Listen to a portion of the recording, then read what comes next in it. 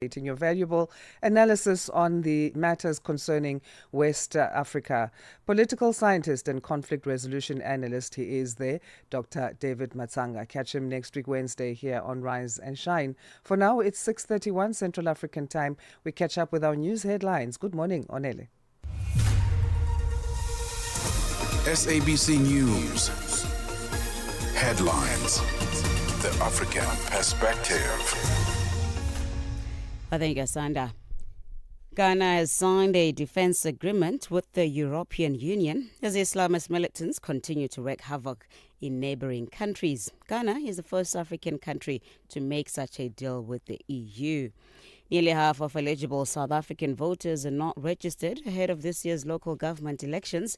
The findings have highlighted growing disengagement from electoral politics across the country. And China's foreign minister has joined efforts to broker a ceasefire between Iran and the US, telling his Iranian counterpart that talking is better than fighting. Channel Africa News, I'm Onele Ntsintsi. SABC News. Headlines. The African Perspective.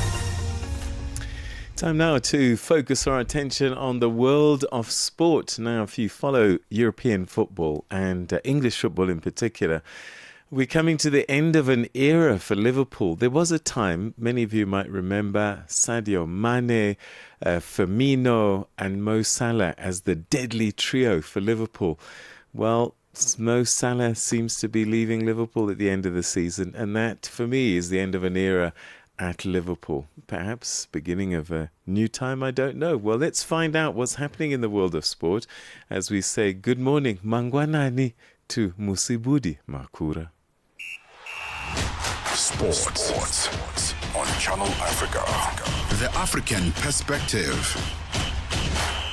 Thank you so much, Peter. A very good morning from the Sports Desk. And that's our leading story this morning. The news that Liverpool forward Mohamed Salah has announced that he will leave the club at the end of the season. The 33-year-old Egyptian international who joined Liverpool from Roma back in June of 2017 confirmed the news in a video message on his social media accounts. Salah signed a new 2-year contract with Liverpool in April of 2025, but will leave on as a free transfer after the club said they had reached an agreement over his future. By his own high standards, by the way, this has been a very difficult campaign for Salah on the pitch. He has scored only 10 goals in 34 games in all competitions so far and is on course to finish with his lowest tally for the season during his time at Anfield.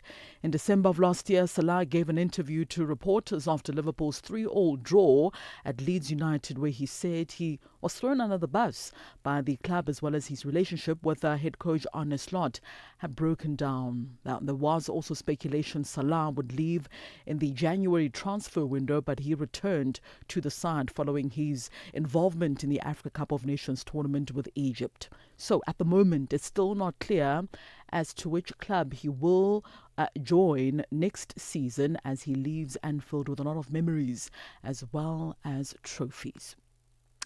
On to this now. Former Bafana midfielder Teko Modise has echoed the sentiments of senior national team coach Hugo Broos, saying the positional change has transformed Bafana as well as Orlando Pirates attacker Relebohile Mofokeng this season.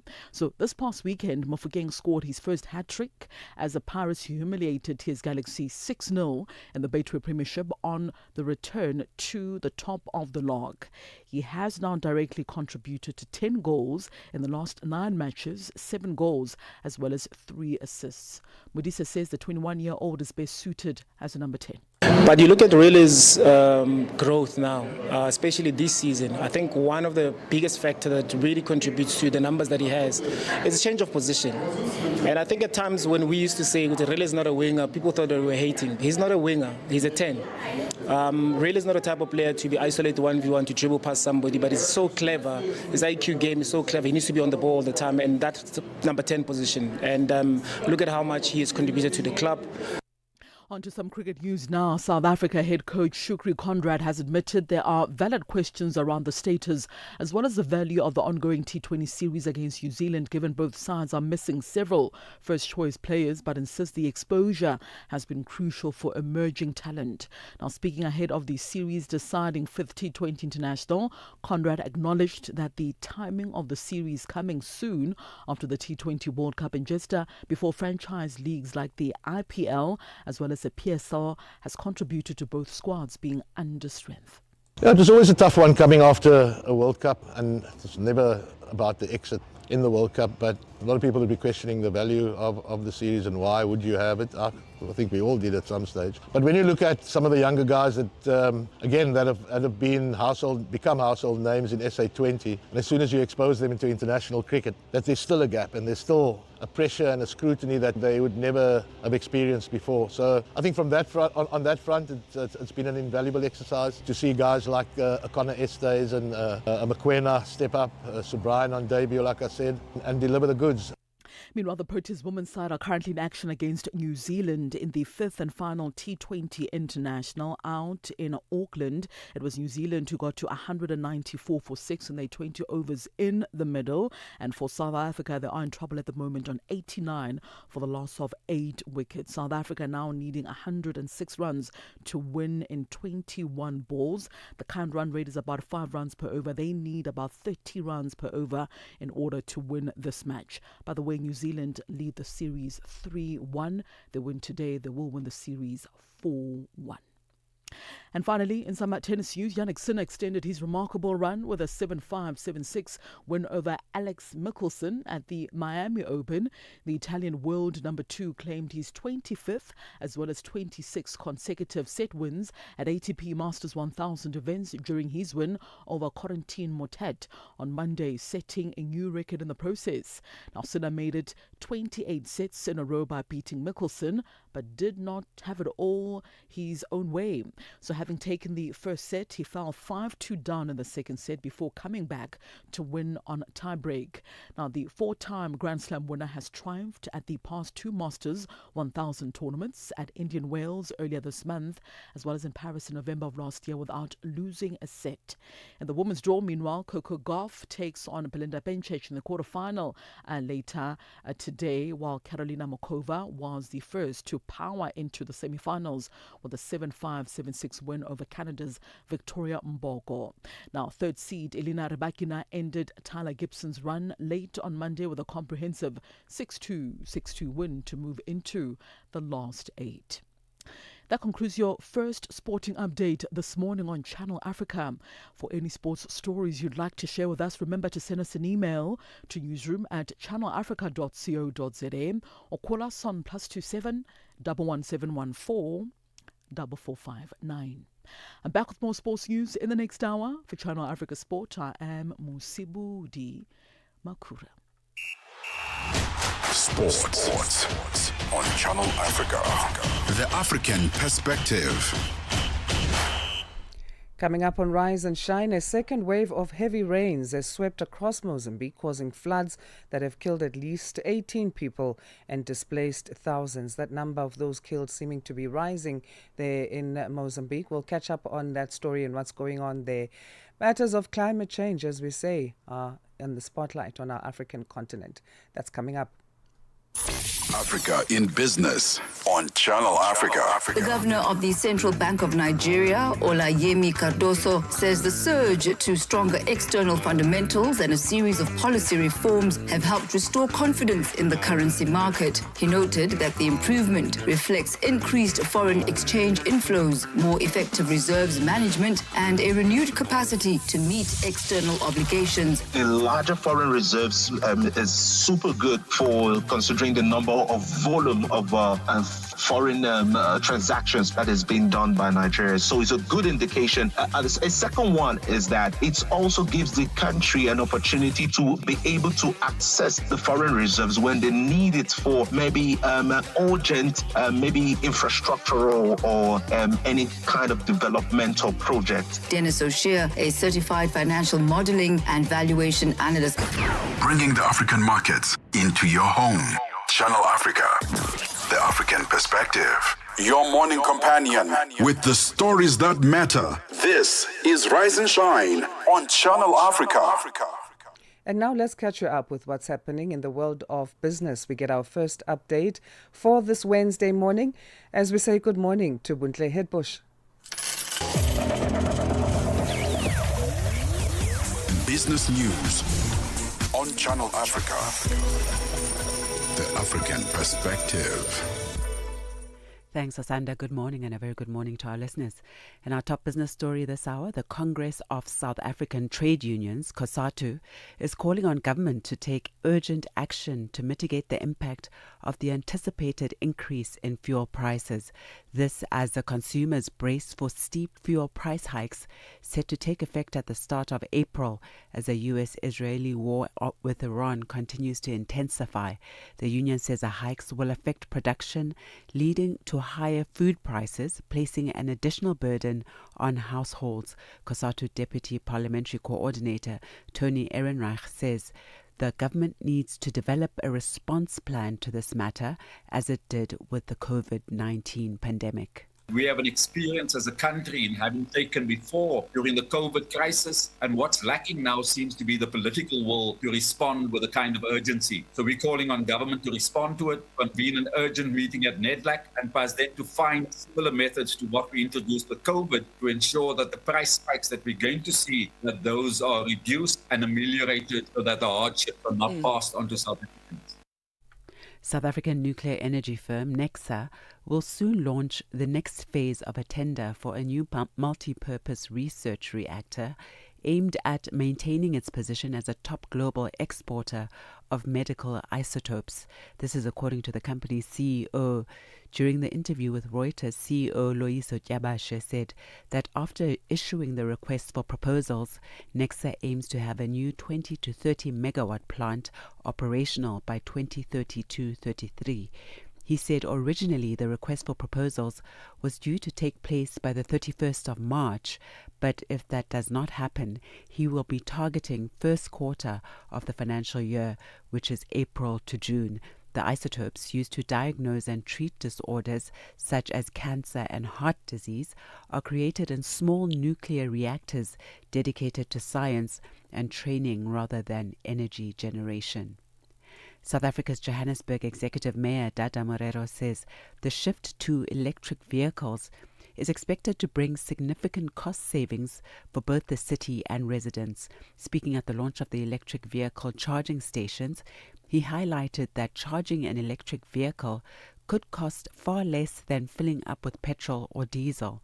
Morero says that the city also stands to reduce expenditure on fuel as it transitions to electric. He says these savings will support a more efficient, affordable and sustainable transport system for Johannesburg. The savings will also be for the residents who have moved into EV, precisely because they'll now spend lesser for the fully charged vehicle and for them to go around. And it will also help to ensure that the city of Johannesburg catches up with what we term a world-class African city by implementing these things, and we roll it out throughout the city. The city will also make savings. As I said, we're spending a lot of money on diesel. The head of Kenya's independent fuel retailers say hundreds of dealers are running short of fuel due to the Iran war, saying about 20% of the outlets were affected after the regulator froze pump prices despite rising global oil costs. Chairman of the Petroleum Outlets Association of Kenya, Martin Chomba, says dealers are likely to start hoarding petroleum products in anticipation of consumer fuel price hikes next month. African countries are among the most exposed to both supply disruptions and higher prices after the conflict all but halted shipments of about 1/5 of the world's oil and liquefied natural gas through the Strait of Hormuz. Staff at Australia's national broadcaster ABC are on a 24-hour strike over pay, disrupting radio and television programming. In a ballot on Sunday, they rejected a management offer of a 10% pay rise over 3 years. The BBC's Katie Watson has the details. Several of the ABC's flagship programmes are being cancelled today, replaced by the BBC World Service for some of them, and others will play pre-programmed music as staff walk off the job for the next 24 hours. Unions said the offer failed to address many working conditions, including career progression and reproductive health leave, as well as the use of artificial intelligence. The ABC has said the offer is both sustainable and financially responsible. And on our first look at the indicators this morning, $1 in Nigeria is trading at 1,375 naira. In Botswana, it's 13 pula 52. Kenya, the dollar is trading at 128 shilling 63. And in Zambia, it's 19 kwacha 11. The BRICS countries, $1 in Brazil is trading at 5 real 24. Russia, 81 rubles and 1. India, 93 rupees 79. In China, it's 6 yuan 88. And South Africa, $1 is trading at 16 rand 97 cents this morning. $1 is trading at 74 pence to the British pound and 86 to the euro. Looking at commodities, gold is trading at $4,572 per ounce. It's up a bit this morning. Platinum is also a bit higher at $1,960 per ounce, while the price of Brent crude oil has inched down to $99.45 a barrel this morning. And that's the business news. I'll be back with another update in the next hour. For any business stories you'd like to share with us, please do send us an email to newsroom@channelafrica.co.za or give us a call on +27 11 714 4459. For Channel Africa Business, I am Buntle Hetbush. Business News on Channel Africa. The African Perspective. Day one of the Future of Sustainability conference, currently underway in Johannesburg, has placed the spotlight on how businesses can drive growth while embracing sustainable practices. Industry leaders from the financial sector say integrating sustainability into business strategies is no longer a choice, but a necessity in today's evolving economic landscape. Our reporter Lebogang Mabange attended the event and filed this report. Discussions at the Future of Sustainability conference in Johannesburg on Tuesday, the 24th of March, focused on how businesses can unlock growth while navigating sustainability challenges. Experts from across the financial sector highlighted the urgent need for practical, scalable solutions to help businesses respond to rising costs, climate risks, and shifting consumer expectations. Kival Singh, Sustainability and ESG Solutions Head at FNB, says many businesses are under pressure to adapt while still trying to grow. We've seen firsthand how the landscape is changing. Businesses are navigating energy insecurity, rising costs, climate risk, regulatory pressure, and shifting consumer expectations. And all of this while trying to grow their businesses. So as if it wasn't challenging enough. So I think that's why we're here today. We want to try and simplify that sustainability journey for you. Corporates and companies often ask, what is the starting point?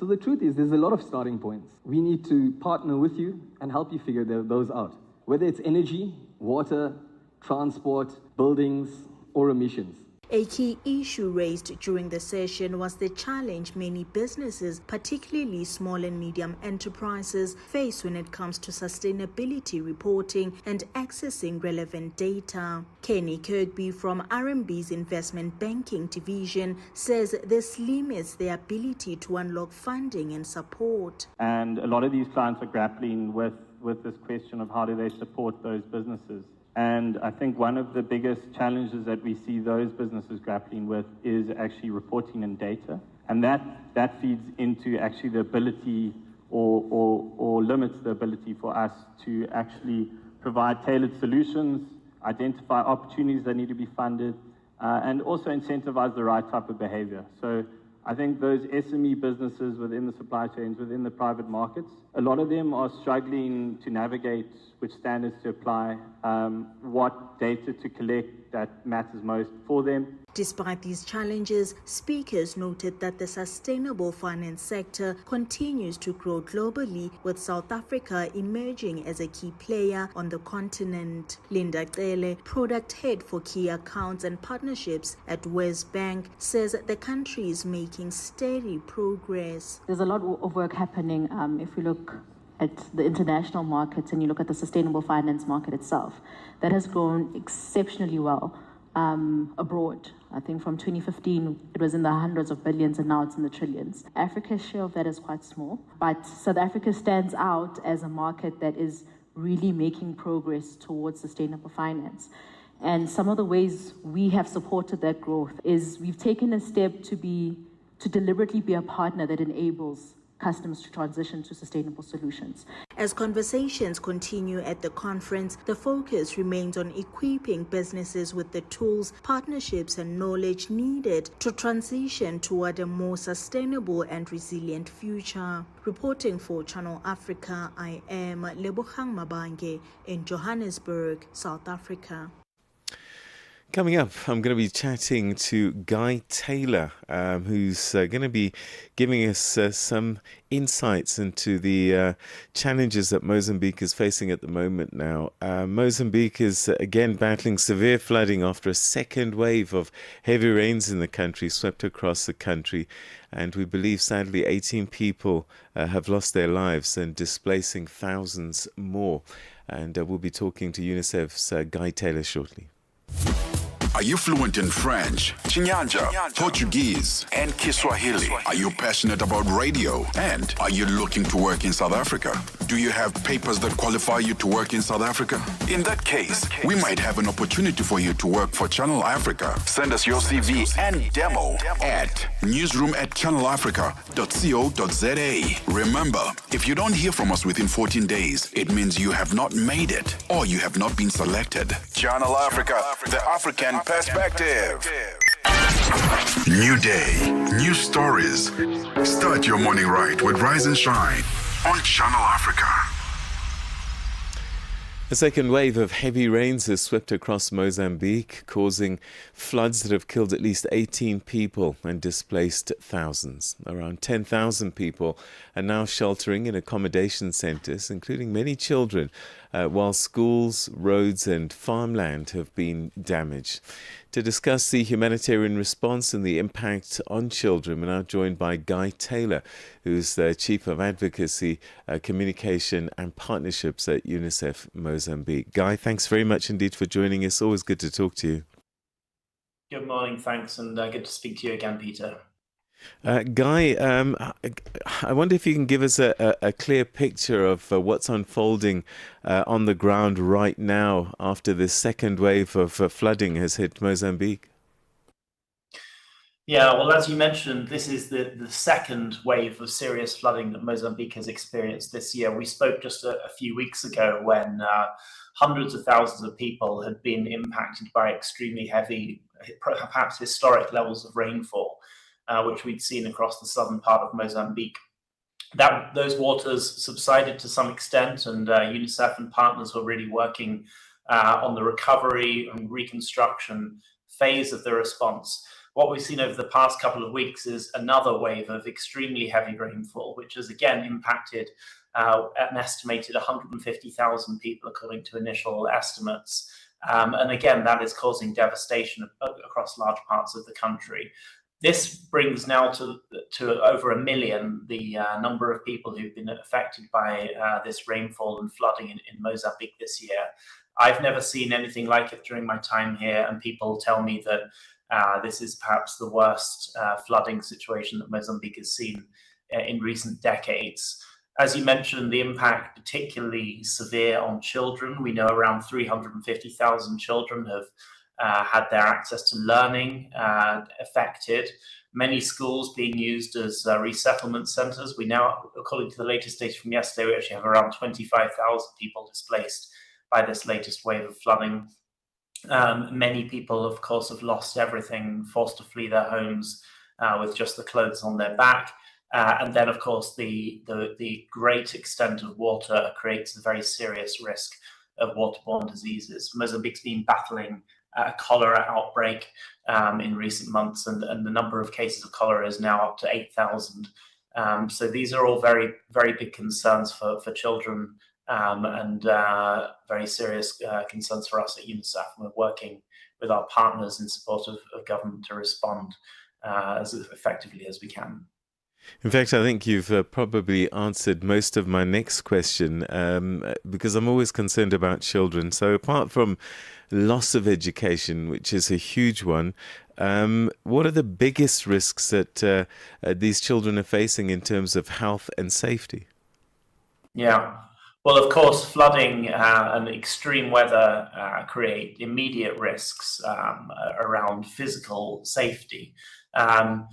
The number of deaths, reported deaths, has actually gone up since from the figure you just mentioned. Since from latest data, we now see the number of deaths is at 27, and almost 300 actually since the start of this flood season. And we know that around 4 in 10 of those deaths have been among children, mostly either from drowning and also from actually lightning strikes. So very real, very physical, immediate risks to children's safety. We then have the more intermediate risks, so lack of access to clean water. When children don't have access to clean water, when adults don't have access to clean water, it's of course dangerous for their health. But for children, it can prove particularly deadly. And as I mentioned when we spoke before, children suffering from malnutrition, when they are exposed to, for example, diarrhea or cholera, it can often prove deadly to them. Then we have the slightly longer term risks, so children being cut off from learning, as I mentioned before. In Mozambique, we already have quite a high school dropout rate. Most children begin school, but many children then drop out for various reasons. And when we see an event like this, where children can be cut off from school for weeks or months at a time, often they then don't return. They lose out on their learning, and it's often impossible to catch up. So it's a disaster in the immediate term, which requires a very immediate and concerted response. But it also requires a medium-term and a longer-term response to deal with those longer-term impacts for children and for the country as a whole. So looking ahead, what needs to be done both locally and internationally, in your view, to prevent this from becoming a prolonged humanitarian crisis? Yeah. Well, as you know, the humanitarian system is badly overstrained. There's been a general decline in humanitarian funding around the world, which is hitting organizations like UNICEF hard in our ability to respond to these kind of crises. So funding is, to be honest, a very important priority. We're calling for additional funding to enable us to respond to this crisis. We have a lot of supplies pre-positioned around the country, which we are now working to distribute to those most in need. That includes things like water purification, chemicals, temporary latrines, which can improve sanitation and reduce the risk of disease outbreaks. We're setting up temporary learning centers using robust, large tents where children can have a sense of normality and continue their learning, and also what we call child-friendly spaces, which are places where children can come and can play and can be together and can receive access to basic services in these very difficult circumstances. So we're working hard to respond, but as I mentioned, we're very much overstretched. Mozambique is facing continuous climate shocks of this nature. The system is really not able to respond at the level that it needs to. So additional support urgently needed. Guy, we're going to have to leave it there, but we wish you strength and support with the important work that you and your team are doing. Thanks so much indeed for that update. Thank you. That's Guy Taylor, Chief of Advocacy, Communication and Partnerships at UNICEF Mozambique. That brings us to the second hour of Rise and Shine, and we say good morning to you. We'll let you know what's coming up on this hour of the show in terms of news and current affairs from in and around our continent. Broadcasting live from Johannesburg in South Africa, the team of Asanda, Beda and Peter Ndoro. Let's start you off with the news. Here's Onele Nsinzi. It's 7 o'clock Central African time. SABC News. The African perspective. Thank you, Asanda. Ghana has signed a defense agreement with the European Union as Islamist militants continue to wreak havoc in neighboring countries. The agreement, signed in Accra by EU Foreign Policy Chief Kaja Kallas and Ghanaian Vice President Nana Jane Opoku Ogiemang, strengthens cooperation in areas such as counterterrorism and cybersecurity. Ghana is the first African country to make such a deal in the EU.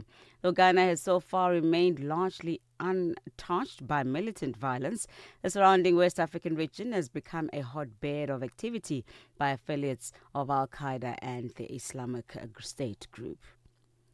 Furthermore, Ghanaian President John Dramani Mahama has criticized the U.S. administration for what he describes as normalizing the erasure of black history, warning that such policies could have ripple effects elsewhere. Since his return to power, U.S. President Donald Trump has targeted U.S. cultural and historical institutions, from museums to monuments to national parks, to remove what he calls anti-American ideology. His declarations and executive orders have led to the dismantling of slavery exhibits, the restoration of Confederate statues, and other moves that civil rights advocates say could reverse decades of social progress. South Africa is facing its most challenging pre-election climate in 3 decades ahead of the 2026 local government elections. This is according to the Human Science Research Council's latest voter participation survey. The study tracks public attitudes to democracy across the country. It finds growing frustration, disengagement, and declining trust in political leadership. The HSRC Research Director and Developmental Capable and Ethical State, Dr. Ben Roberts, warns that this could impact voter turnout. Firstly, the 26 local government elections are being planned in what we deem to be the most challenging pre-electoral climate observed over the last 3 decades. There's particularly striking levels of pessimism, frustration, and disengagement, with quite a clear geographic patterning and disparity to some of the indicators that we've showcased.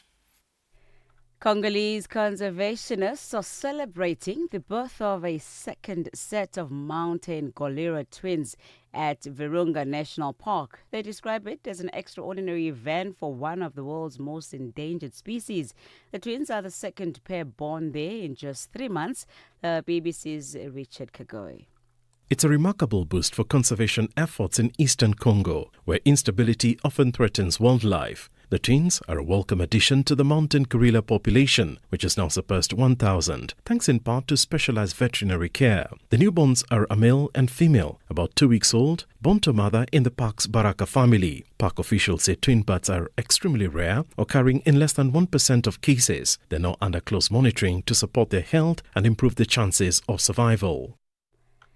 Lastly, China's foreign minister has joined efforts to broker a ceasefire between Iran and the U.S., telling his Iranian counterpart that talking is better than fighting. U.S. negotiators, including Vice President J.D. Vance and Steve Witkoff, may meet Iranian officials this week in Pakistan, though nothing yet has been confirmed. The BBC's Paul Adams reports. It is clear that something is going on behind the scenes.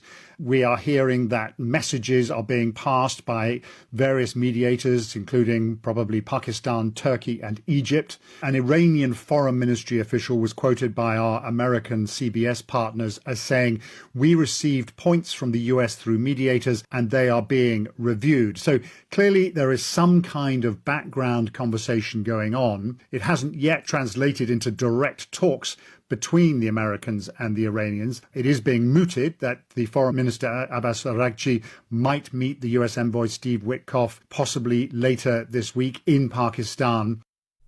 For any news stories you'd like to share with us, please send us an email to newsroom@channelafrica.co.za or call us at +27 11 714 4459. Channel Africa News, I'm Onelin Tsinsi.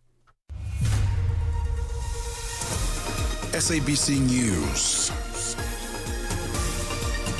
The African perspective. And coming up in your sports news this hour, Bafana continue their preparations ahead of 2 friendly matches against Panama, while Tiger Woods returns to action with TGL finals loss, but still no indication whether he'll play the Masters this year. I'll tell you more at 7:30. Wherever the hour finds you, across the world, he's your morning African lens on the world's leading story.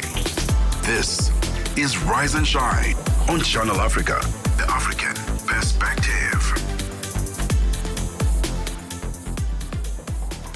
6 minutes past 7 Central African time, and welcome to it, the second hour of Rise and Shine. Stay connected with Africa and the world with Channel Africa, the SABC, or that's the South African Broadcasting Corporation's international voice. You can watch us live anytime, anywhere via our website, which is channelafrica.co.za, also on the Channel Africa mobile app, as well as the SABC Plus app, also via mobile phones. Find us on the DSTV and OpenView audio bouquets as well. That's another way to connect with us. And then we'd love to hear your views and comments about our programming via our social media platforms. On Facebook, our page is Channel Africa. And then across the other social media platforms, we are at Channel Africa 1. Channel Africa is first with the African story globally. And one of those stories we'll be looking at is Kenya facing growing fuel supply pressures as rising international oil prices and tensions in the Middle East disrupt imports. There are some retail outlets that are said to already being reporting shortages there in the country. Of course, my name is Asanda, Beda, and I'm not alone. Yes, indeed. I'm Peter Ndoro. Thanks so much indeed for tuning in every day between 6 and 9 Central African time, Monday to Friday, for this program, Rise and Shine. So in this hour, I'm going to be looking at Zimbabwe. In South Africa, Zimbabwean opposition politician and National Democratic Working Group leader Job Sikala is scheduled to hold a press conference. And he's going to be talking about what he describes as a deepening constitutional crisis in the country. The governing party, ZANU-PF, is trying to amend the constitution so that their president could extend his term in power to 2030. And a lot of constitutional steps need to be taken for that to happen. And there are fears from citizens that ZANU-PF and its politicians may bypass or roughshod this thing to make sure that it happens. So we'll be unpacking that with Job Sikala a little bit later on. Are you fluent in French, Chinyanja, Portuguese, and Kiswahili? Are you passionate about radio? And are you looking to work in South Africa? Do you have papers that qualify you to work in South Africa? In that case, we might have an opportunity for you to work for Channel Africa. Send us your CV and demo at newsroom@channelafrica.co.za. Remember, if you don't hear from us within 14 days, it means you have not made it or you have not been selected. Channel Africa, the African perspective. Bringing you the energy, news, and good vibes to kickstart your day. This is Rise and Shine on Channel Africa. Kenya is facing growing fuel supply pressures as rising international oil prices and tensions in the Middle East disrupt imports. Hundreds of independent retail outlets are already reporting shortages, with warnings that the country could face a nationwide crisis in the coming weeks. We now go to Channel Africa's reporter in Nairobi, Alex Kiari, for the latest update. Alex, a very good morning to you. How are you? Is he there? Yes, I'm here. So how are consumers in Nairobi and other major towns experiencing these fuel shortages right now?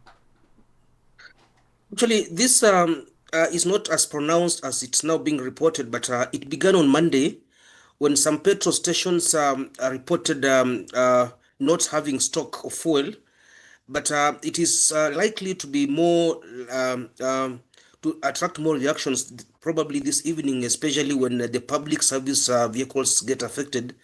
I'm talking about the diesel, but for now, the most affected are the private motorists who normally dwell more on petrol. But so far, it is here, and it's coming days after the country's government, through the CS in charge of Treasury, assured the nation that there will be no fuel scarcity, and that the whole conflict in the Middle East will not affect fuel supply in the country. But now it's here, and basically no one is talking about it from the government, but it is likely to attract an attention from the state once complaints start spiking in the country so far. Independent retailers are saying about 20% of outlets are affected, and there could be a nationwide crisis. How far is the country from that stage? It could be days away from this, because most of the motorists are now aware of this thing and are now stockpiling. They are doing what we call panic buying, and this is likely going to deplete what's available. And this is now going to attract more attention from the retailers, and likely the public service vehicles are also going to do the same.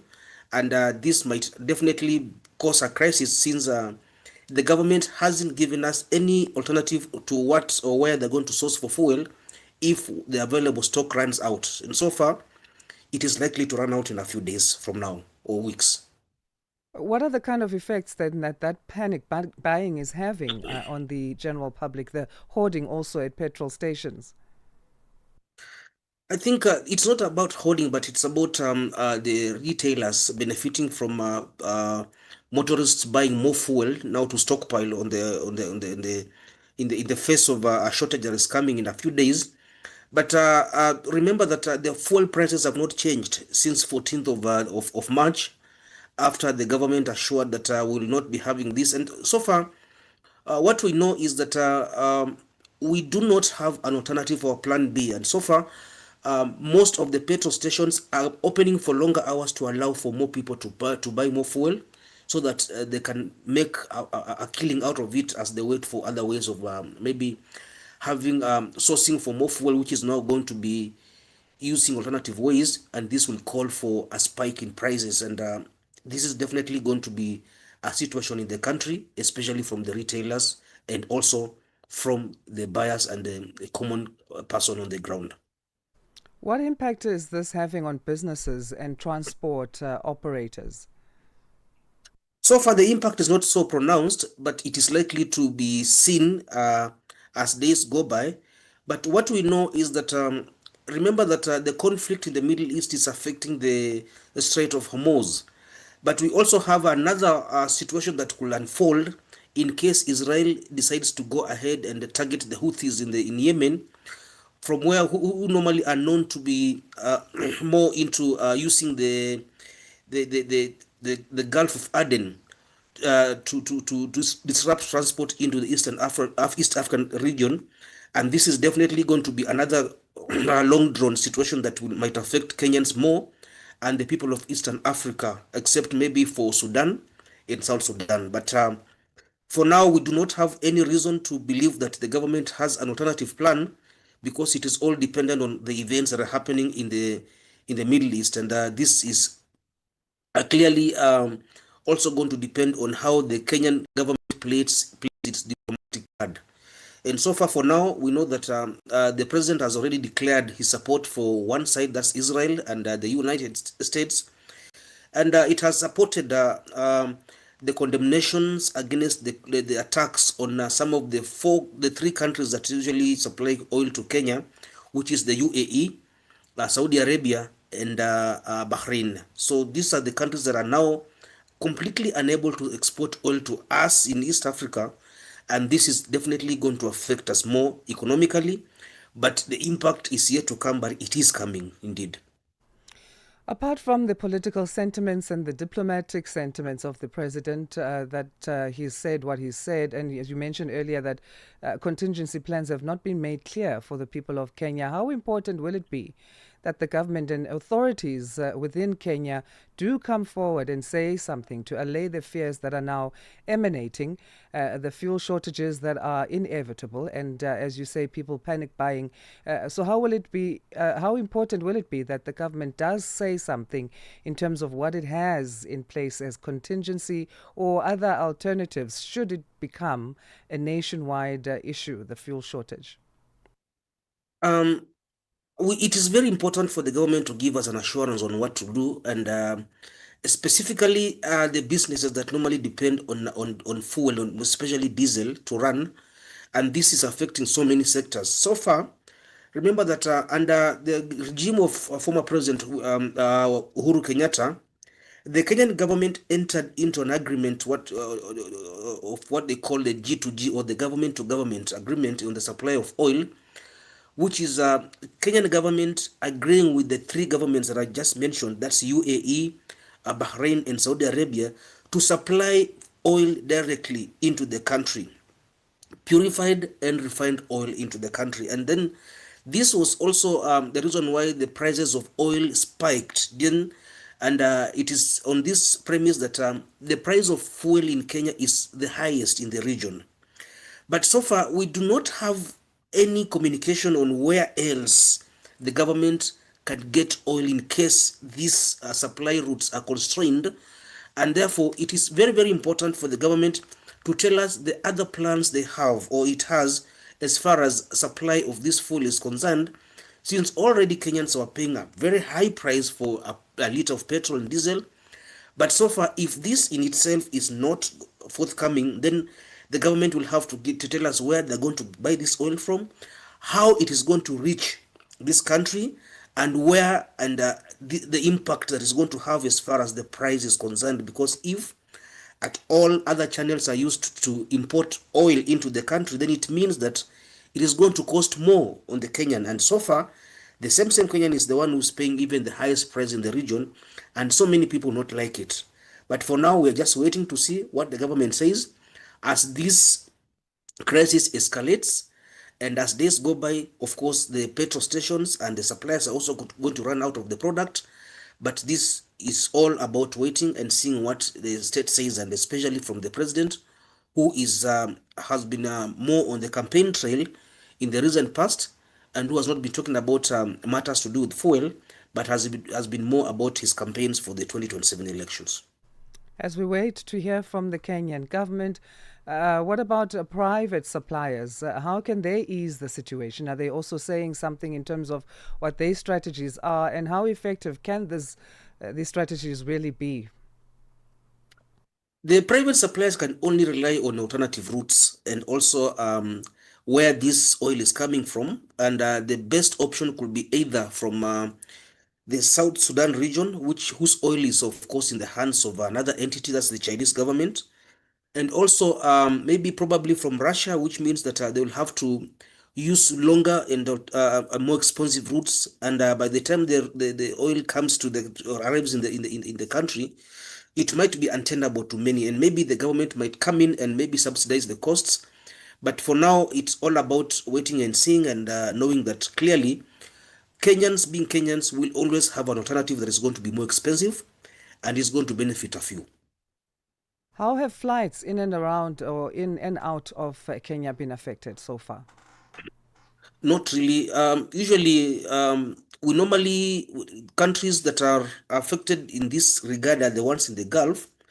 And for us who travel from Kenya towards Europe, for example, usually fly through Egypt. But for now, the alternative routes are through South Africa, which is becoming, of course, more expensive even to the travelers.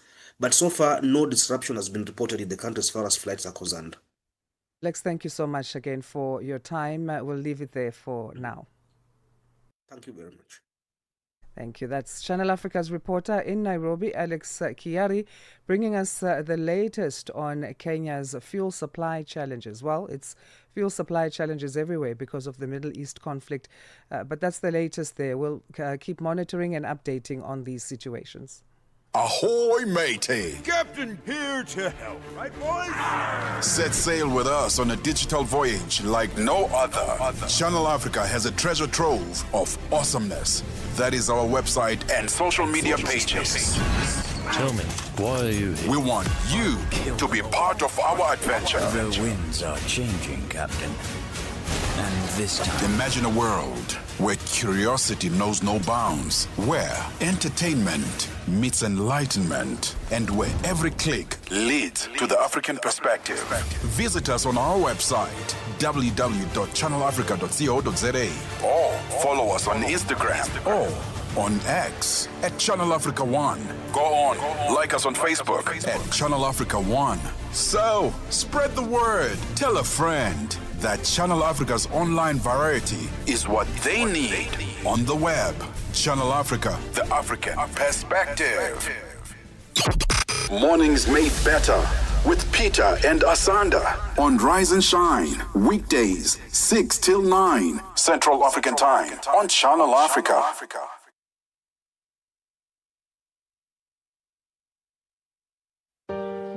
This March, escape to the Friendship Village for a premium festival experience like no other. The Montreux Jazz Festival experience brings together more than 30 exceptional local and international acts, including Robert Glasper with Bilal, Stacey Kent, Salif Keita, Tandiswa Mazwai, and Mandisa Jantjes. From the 27th to the 29th of March 2026, indulge in world-class music, culture, and luxury. Book your ticket now at ticketmaster.co.za or visit mjfsa.com. The Montreux Jazz Festival French Hook, where timeless music meets timeless beauty.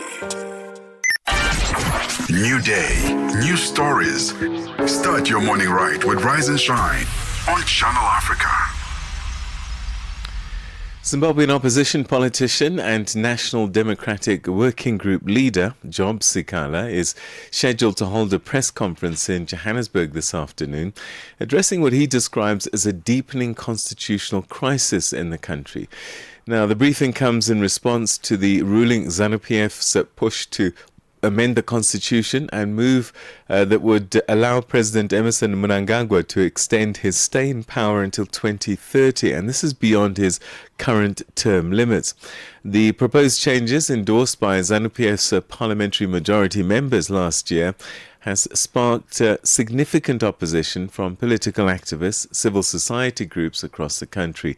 Well, for a little bit more on this press conference and what's at stake, we're now joined by Zimbabwean opposition politician and human rights lawyer Job Sikala. Thanks so much indeed for joining us. Always good to talk to you, Mr. Sikala. Thank you very much for inviting me to this interview. So you've described the current situation as a constitutional crisis. What specifically is happening in Zimbabwe that leads you to use a term like this?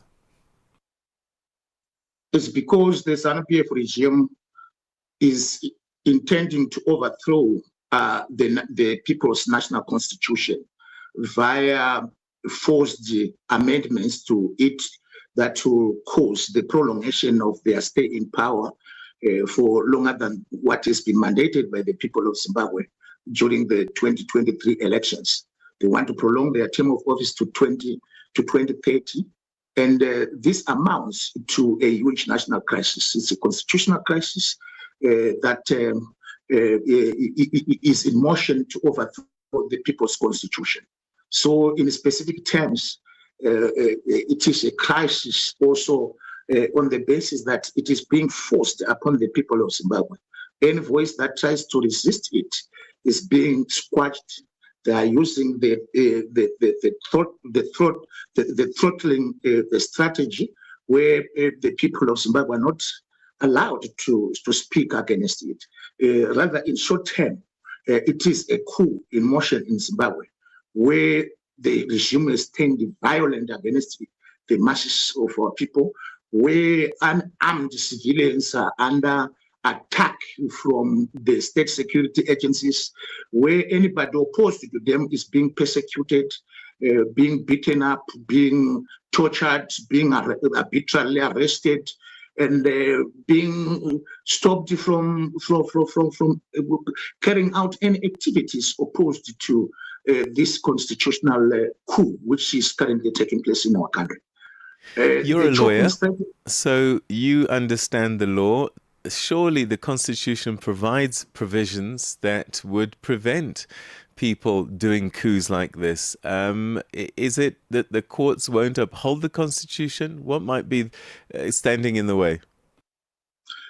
What is standing on the way is the regime that is stopping the people of Zimbabwe from expressing their views against the constitutional crisis that we are currently facing in our country.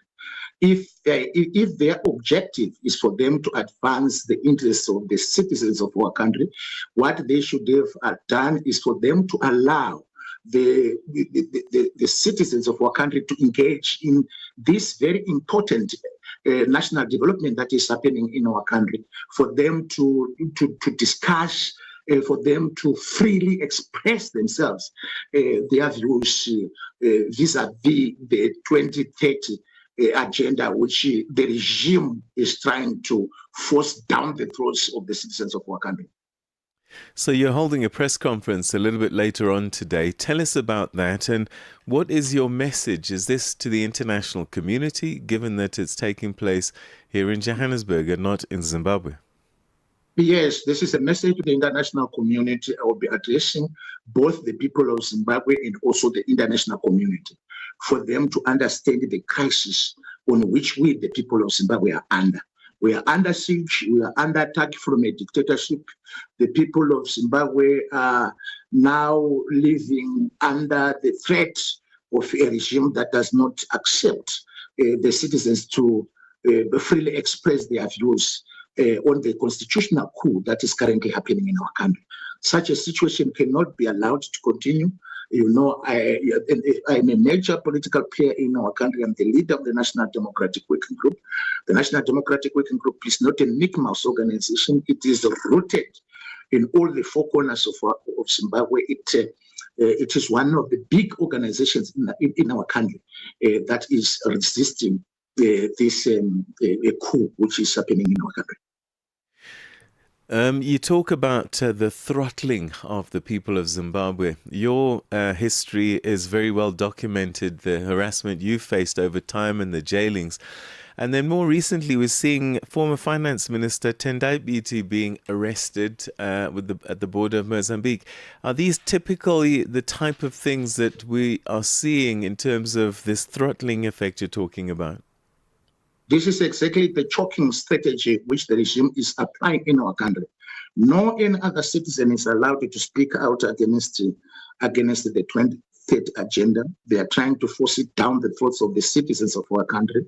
Not only Tendai Biti, who was arbitrarily arrested in the eastern city of Mutare, but also you remember recently that Professor Lavmoma Duku, they went at his party headquarters and beat him up, tortured the people who had been there, and you saw the bruises and this swollen body of a highly regarded constitutional law professor in our country. You also saw the number of all opposition political actors in our country being denied the right to hold a merely press conference. And you saw the National Democratic Working Group, Matabeleland region leaders being pursued for trying to hold a press conference in Bulawayo. And then it should tell you the current situation in our country. Our people are under siege. For them to express their views on the 2030 constitutional amendment bill that has been brought to the public in our country. If they could have wanted to do it, they should have done it without trying to eliminate the people of Zimbabwe. They want to move on the bodies of our people towards their goal of achieving 2030. You know, it's very true that the persecution has always been their business for a long time. Not only that, there are several assassination attempts that have been done to me during my stay here in South Africa. I'm not here in South Africa by choice, but by circumstances and also by convenience. It is, you know, I have got a matter which all the world knows, that the agencies of the state came and planted explosives in the car of my uncle, which I was a passenger, for them to try to incriminate myself. But the security and intelligence reports that I obtained from, you know, the agencies of the system themselves said that their intention was for them to eliminate me. They expected the explosives to blow me up within 200 meters of the drive from where the car was. So basically, They've also, despite quite a number of many agencies to come and assassinate me here in South Africa, they've been trying to reach out to me and try to lure me to a meeting with them and so forth. Unbeknown to them, that is the moment when they have been planning these errands, already some of their elements within the intelligence operative of Zimbabwe would have raised some of us and warned us beforehand that a team has been dispatched there to come and assassinate you and so forth. So basically, this is the way how the regime is currently operating. Everybody in Zimbabwe opposed to Emmerson Mnangagwa's 20th agenda is under threat. No one is safe in that country.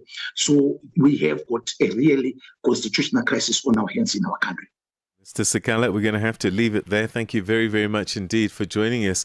And hopefully we'll be able to follow your press conference a little bit later on and see how things unfold there. Thanks so much indeed for your time. Thank you very much, Channel Africa. That's a Zimbabwean human rights lawyer, opposition politician, and president of one of the opposition groupings, the National Democratic Working Group, Job Sikala. It's 7:30, which means it's time for your news headlines with Onele Nsinsi. SABC News. Headlines. The African Perspective. Thank you, Peter. Ghana has signed a defense agreement with the European Union as Islamist militants continue to wreak havoc in neighboring countries. Ghana is the first African country to make such a deal with the EU. Nearly half of eligible South African voters are not registered ahead of this year's local government elections. The findings have highlighted growing disengagement from electoral politics across the country.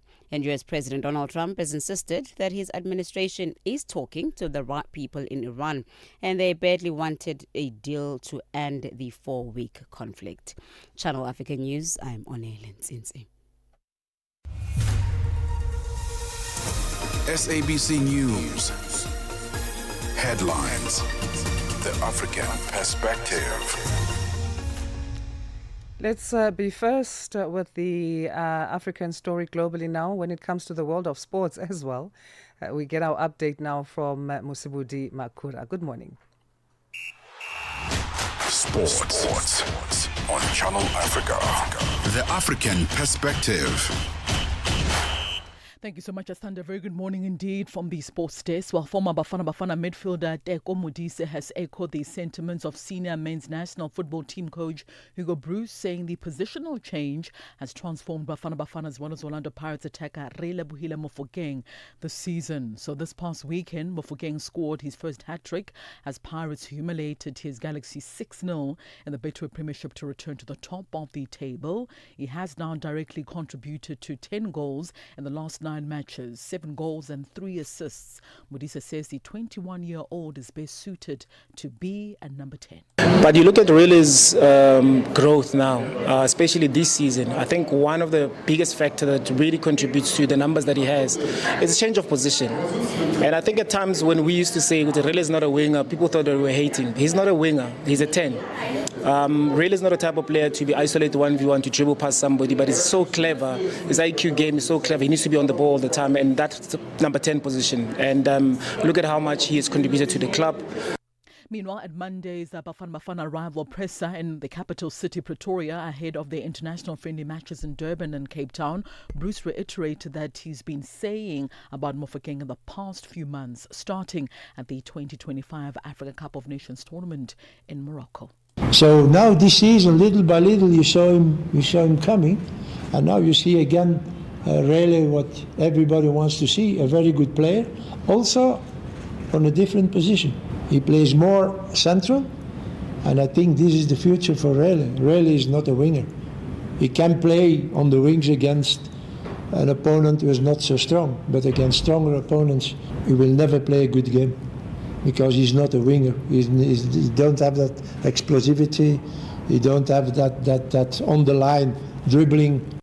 Further field now, in case you missed it, Liverpool forward Mohamed Salah has announced he will leave the club at the end of the current season. The 33-year-old Egyptian international who joined Liverpool from Roma back in June of 2017 confirmed the news in a video message on social media. Now, Salah signed a 2-year contract extension with Liverpool in April of 2025, but will leave on at free transfer after the club said they had reached a mutual agreement over his future. So, by his own standards, this has been a very difficult campaign for Salah. On the pitch, he has scored 10 goals in 34 games in all competitions so far and is on course to finish with his lowest tally for a season during his time at Anfield. In December of last year, Salah gave an interview to reporters after Liverpool's 3-3 draw at Leeds United, where he said he had been thrown under the bus by the club and that his relationship with the head coach Arne Slot had broken down. There was, though, speculation Salah could leave in the January transfer window, but he returned to the side following his involvement in the Africa Cup of Nations tournament in Morocco in January of this year. So it's not clear for which club or which country Salah will play next season, this after leaving Anfield at the end, of course, of June. On to some tennis news now. Jannik Sinner extended his remarkable run with a 7-5, 7-6 win over Alex Michelsen at the Miami Open. The Italian world number 2 claimed his 25th and 26th consecutive set wins at the ATP Masters 1000 events during his win over Corentin Moutet on Monday, setting a new record in the process. Now, Sinner made it to 28 sets in a row by beating Michelsen, but did not have it all his way. So having taken the first set, he fell 5-2 down in the second before coming back to win on the tiebreak. The 4-time Grand Slam winner has triumphed at the past 2 Masters 1000 tournaments at Indian Wells earlier this month and then in Paris in November of 2025 without losing a set. Meanwhile, in the women's draw, Coco Gauff takes on Belinda Bencic in the quarterfinals later, while Karolina Muchova was the first to power into the semifinals following a 7-5, 7-6 win over Canada's Victoria Mbogo. Third seed Elena Rybakina, meanwhile, ended Tyler Gibson's run late on Monday with a comprehensive 6-2 win to move into the last 8. And finally, Tiger Woods' return to competitive golf was a disappointing one as the Jupiter Links Golf Club was crashed 9-2 by the Los Angeles Golf Club at the TGL Finals in Florida in the USA on Tuesday. But his mere appearance gave fans hope that he might tee it up at next month's Masters event.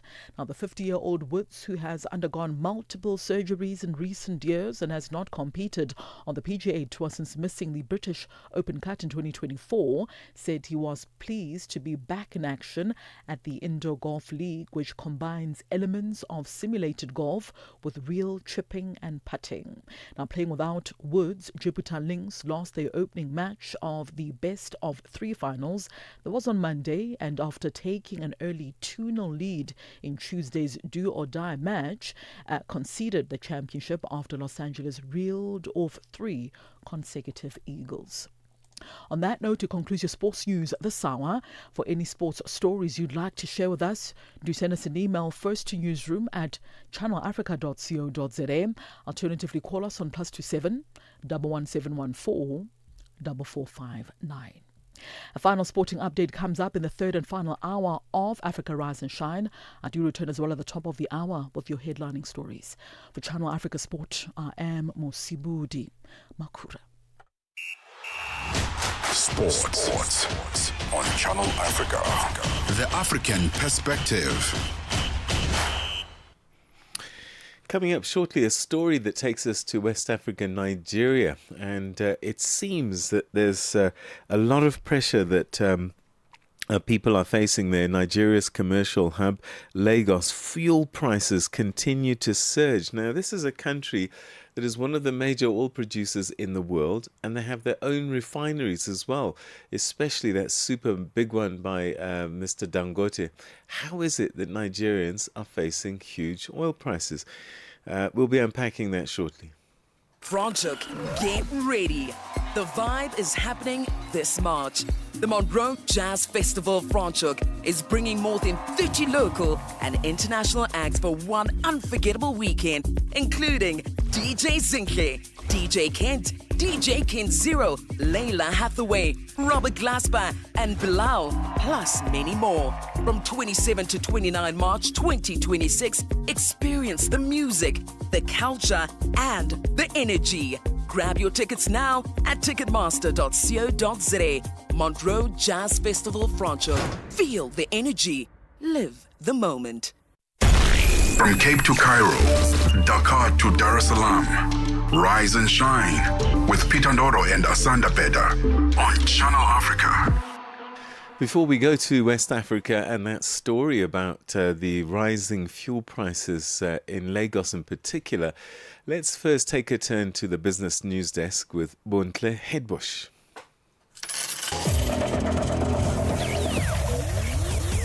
Business news on Channel Africa. The African perspective. Thanks, Peter. Good morning. Our top business story this hour: Kenya Airways has reported a pre-tax loss of $138.30 million in 2025 because of lower revenues. The result is a setback for one of Africa's leading airlines, as it made its first pre-tax profit in more than a decade in 2024. The company, which has a fleet of roughly 40 aircraft, says it will boost performance by adding an extra aircraft to its London Heathrow route in July. Acting CEO George Kamal says the airline is also looking to add Boeing 777 freighters to its fleet to increase haulage capacity by 250 tons by the end of 2026. South African Finance Minister Enoch Godongwana says informed, not short-term responses are required to deal with a geopolitical situation like the US-Israeli war on Iran. The minister was speaking during the passing of the 2026 fiscal framework and revenue proposals in the National Assembly.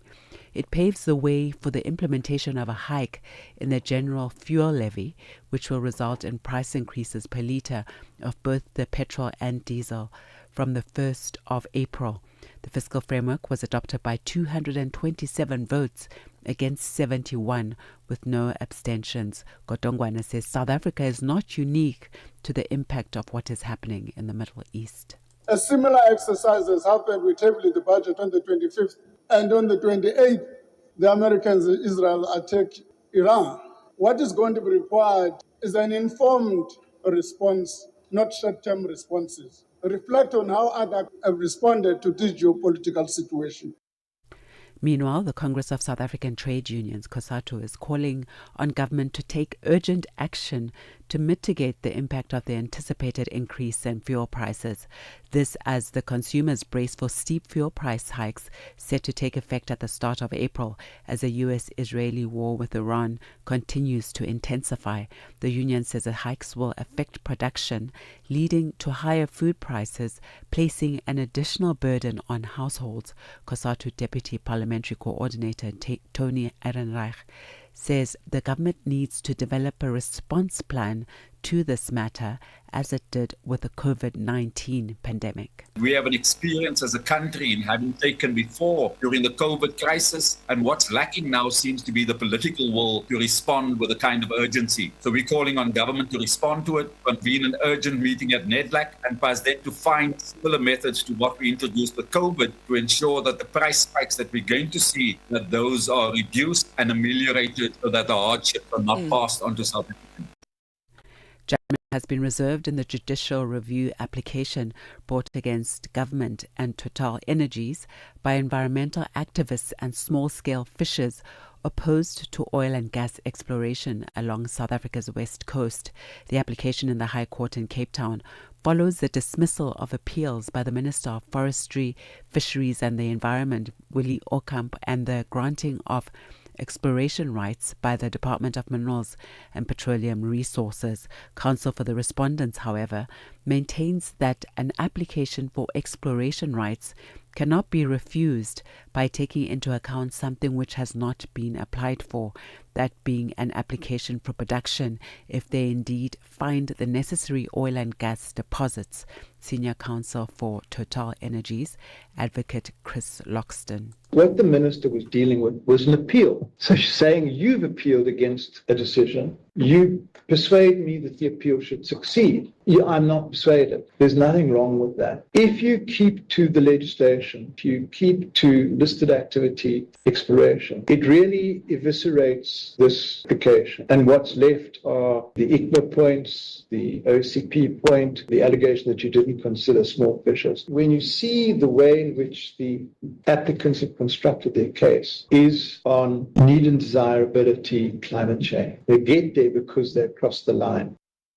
Staff at Australia's national broadcaster ABC are on a 24-hour strike over pay, disrupting radio and television programming. In a ballot on Sunday, they rejected a management offer of a 10% pay rise over 3 years. The BBC's Katie Watson has the details. Several of the ABC's flagship programmes are being cancelled today, replaced by the BBC World Service for some of them, and others will play pre-programmed music as staff walk off the job for the next 24 hours. Unions said the offer failed to address many working conditions, including career progression and reproductive health leave, as well as the use of artificial intelligence. The ABC has said the offer is both sustainable and financially responsible. And now taking a look at the indicators, $1 in Nigeria is trading at 1,375 naira this morning. In Botswana, it's 13 pula 52. Kenya, the dollar is trading at 128 shillings 63. And in Zambia, it's 19 kwacha 11. The BRICS countries, $1 in Brazil is trading at 5 real 24. Russia, 81 rubles and 1. India, 93 rupees 79. In China, it's 6 yuan 88. And South Africa, $1 is trading at 16 rand 97 cents this morning. $1 is trading at 74 pence to the British pound and 86 to the euro. Looking at commodities, gold is trading at $4,572 per ounce, platinum $1,960 per ounce, while the price of Brent crude oil is at $99.45 a barrel this morning. And that's the business news. For any stories you'd like to share with us, please do send us an email to newsroom@channelafrica.co.za. Give us a call on +27 11 714 4459. For Channel Africa Business, I am Buntle Hetbush. Business news on Channel Africa. The African perspective.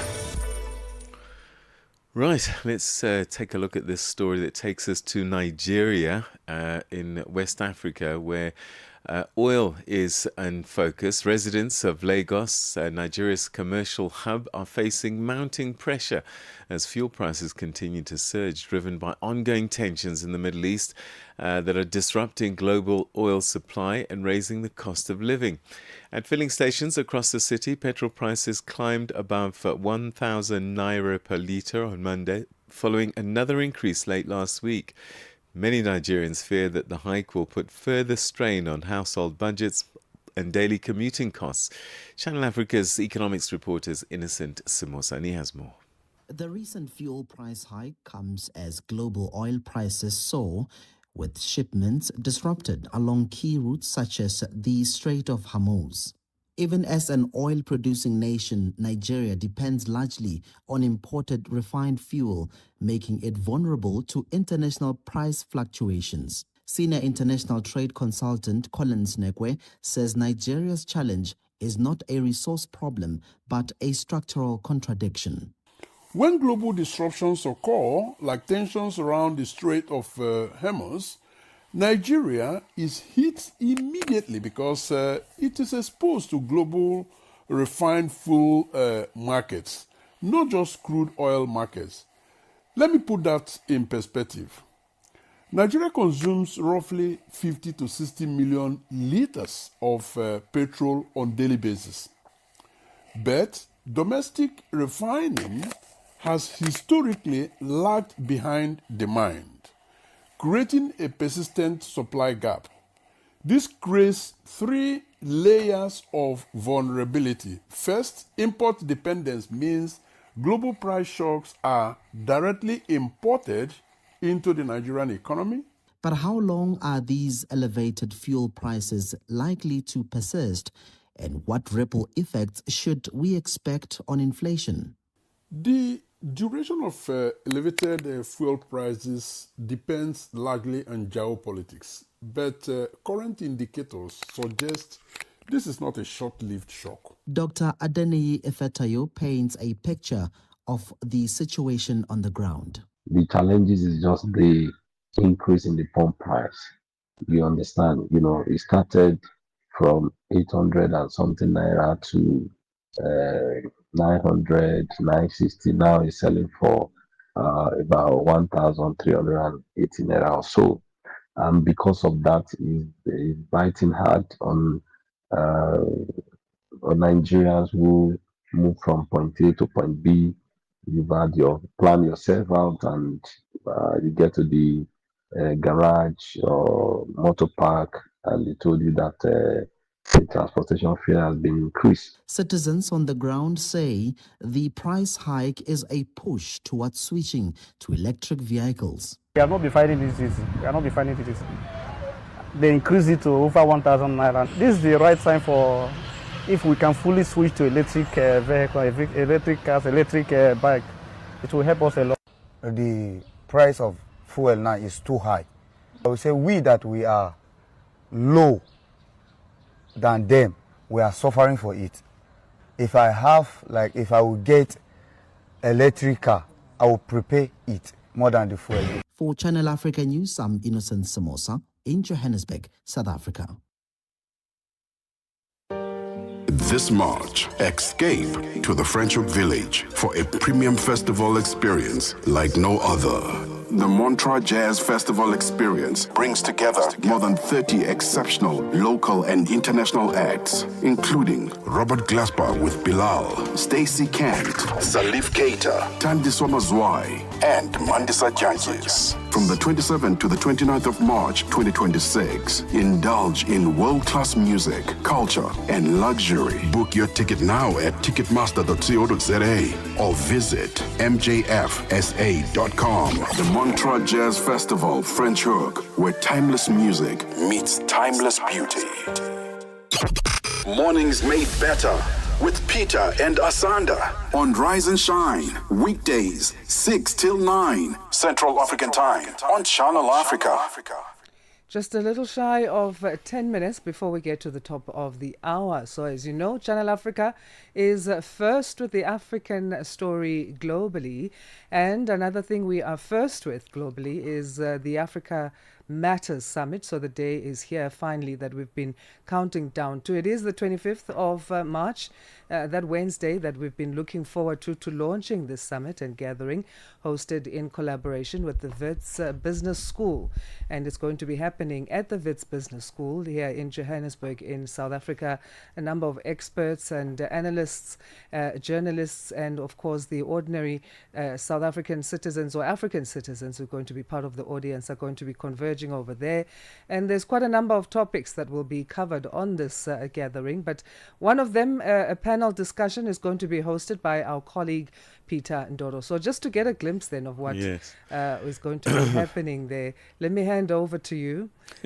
What is the topic that you're going to be covering? And then please tell us also about who's part of your panel. All right. So it's kicking off in about an hour, actually, this summit. It's been in planning for quite a bit of time now because the conversations are so important. And the whole premise of this summit is for us to start thinking about solutions, fixing some of our pressing issues and pressing problems. And so overall, what we're trying to unpack is climate finance and financing Africa's recovery. Who's going to do that? How is it going to be done? And how soon can we get this job done? So there are 3 panels that have been set up. One looking at the regulatory environment across the continent, another one looking at the financing itself, and the third one that's going to be unpacking what practical steps can be taken to move forward. I'm going to be doing the first panel, which will be asking the question about Africa's regulatory framework. Is it enabling or discouraging climate finance. So, what's the paradox? The paradox is we are the smallest emitters, but the biggest sufferers.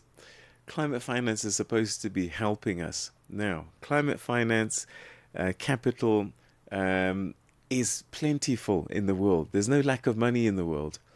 The question is, why isn't it coming to Africa, especially given the urgency that we're facing in terms of needing that capital for climate financing activities? And so maybe the question that we're asking is our regulatory framework conducive to the capital flow? Capital loves certainty, capital loves clarity, capital loves consistency. 54 countries across the continent, and sometimes people think that it's one place, but it's actually many, many different countries, and each country has its own regulations, its own policies, and its own efforts, and that, I think, is what's making it more complex for capital to flow to the continent.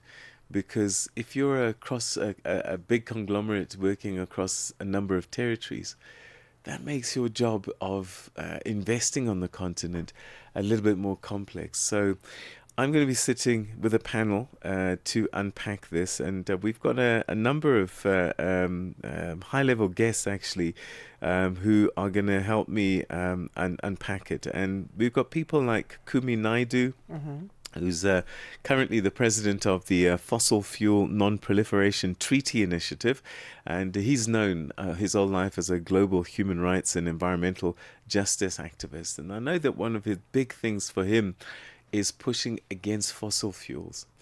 And of course, we've got them in abundance. And what we are trying to do is transition away from there. But for us to be able to do that, there's so many things that need to be done for a just and fair transition to take place. And that's where the climate financing story comes in.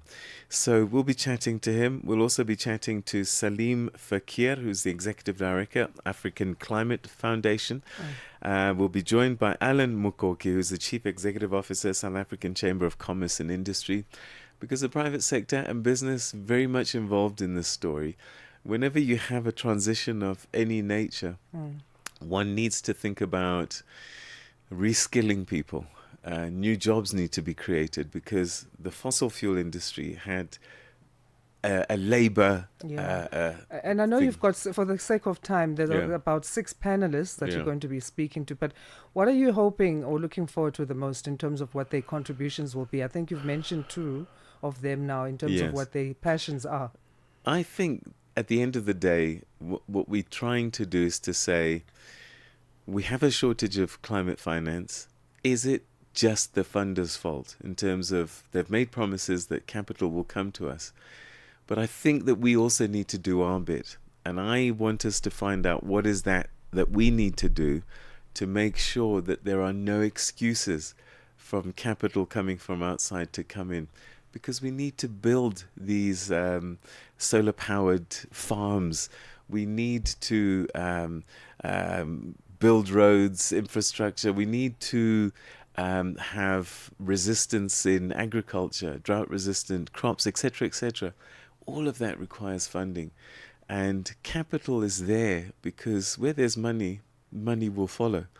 But we have to make sure that this money can arrive safely, it's secure, and that the people who are wanting to invest have got a clear picture of what will happen if they invest in this area. So I'm hoping that we can find those solutions and create a compelling argument for the international community's funds to come to us urgently, because that's what the situation is. If you've been, you've been talking about the stories of flooding in Mozambique and in Nigeria and Kenya. And this is exactly what it's all about at the end of the day.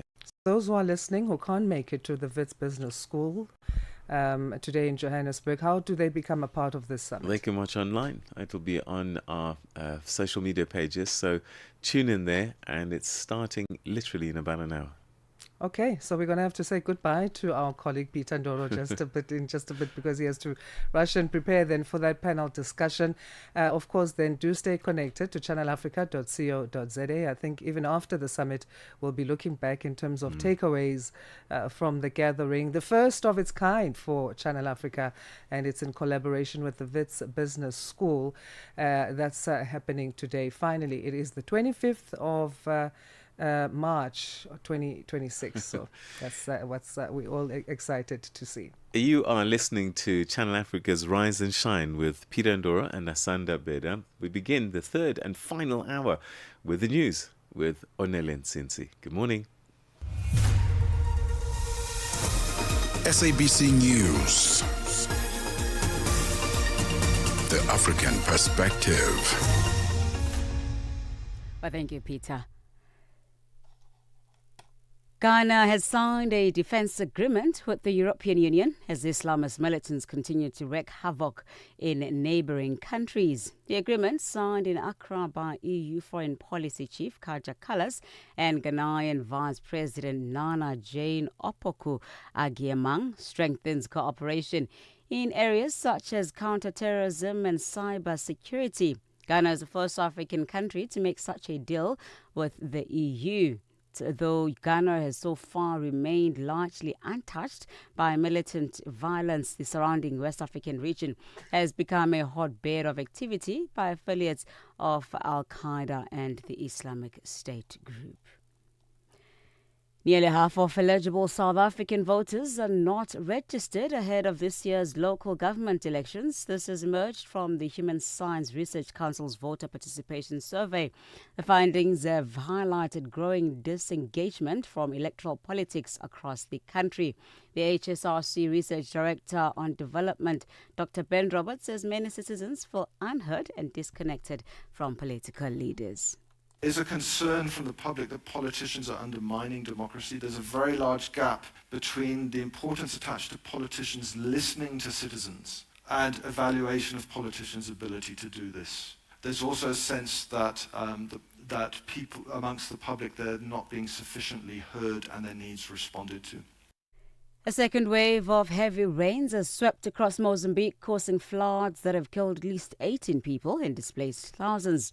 Around 10,000 people are now sheltering in accommodation centres, including many children, while schools, roads and farmlands have been damaged. The Chief of Advocacy, Communications and Partnerships at UNICEF Mozambique, Guy Taylor, explains. This brings to over 1 million the number of people who've been affected by this rainfall and flooding in Mozambique this year. I've never seen anything like it during my time here, and people tell me that this is perhaps the worst flooding situation that Mozambique has seen in recent decades. Many schools being used as resettlement centres. We now, according to the latest data from yesterday, we actually have around 25,000 people displaced by this latest wave of flooding. Mozambique's been battling a cholera outbreak in recent months, and the number of cases of cholera is now up to 8,000. So these are all very, very big concerns for children, very serious concerns for us at UNICEF. We're working with our partners in support of government to respond. Congolese conservationists are celebrating the birth of a second set of mountain gorilla twins in Virunga National Park.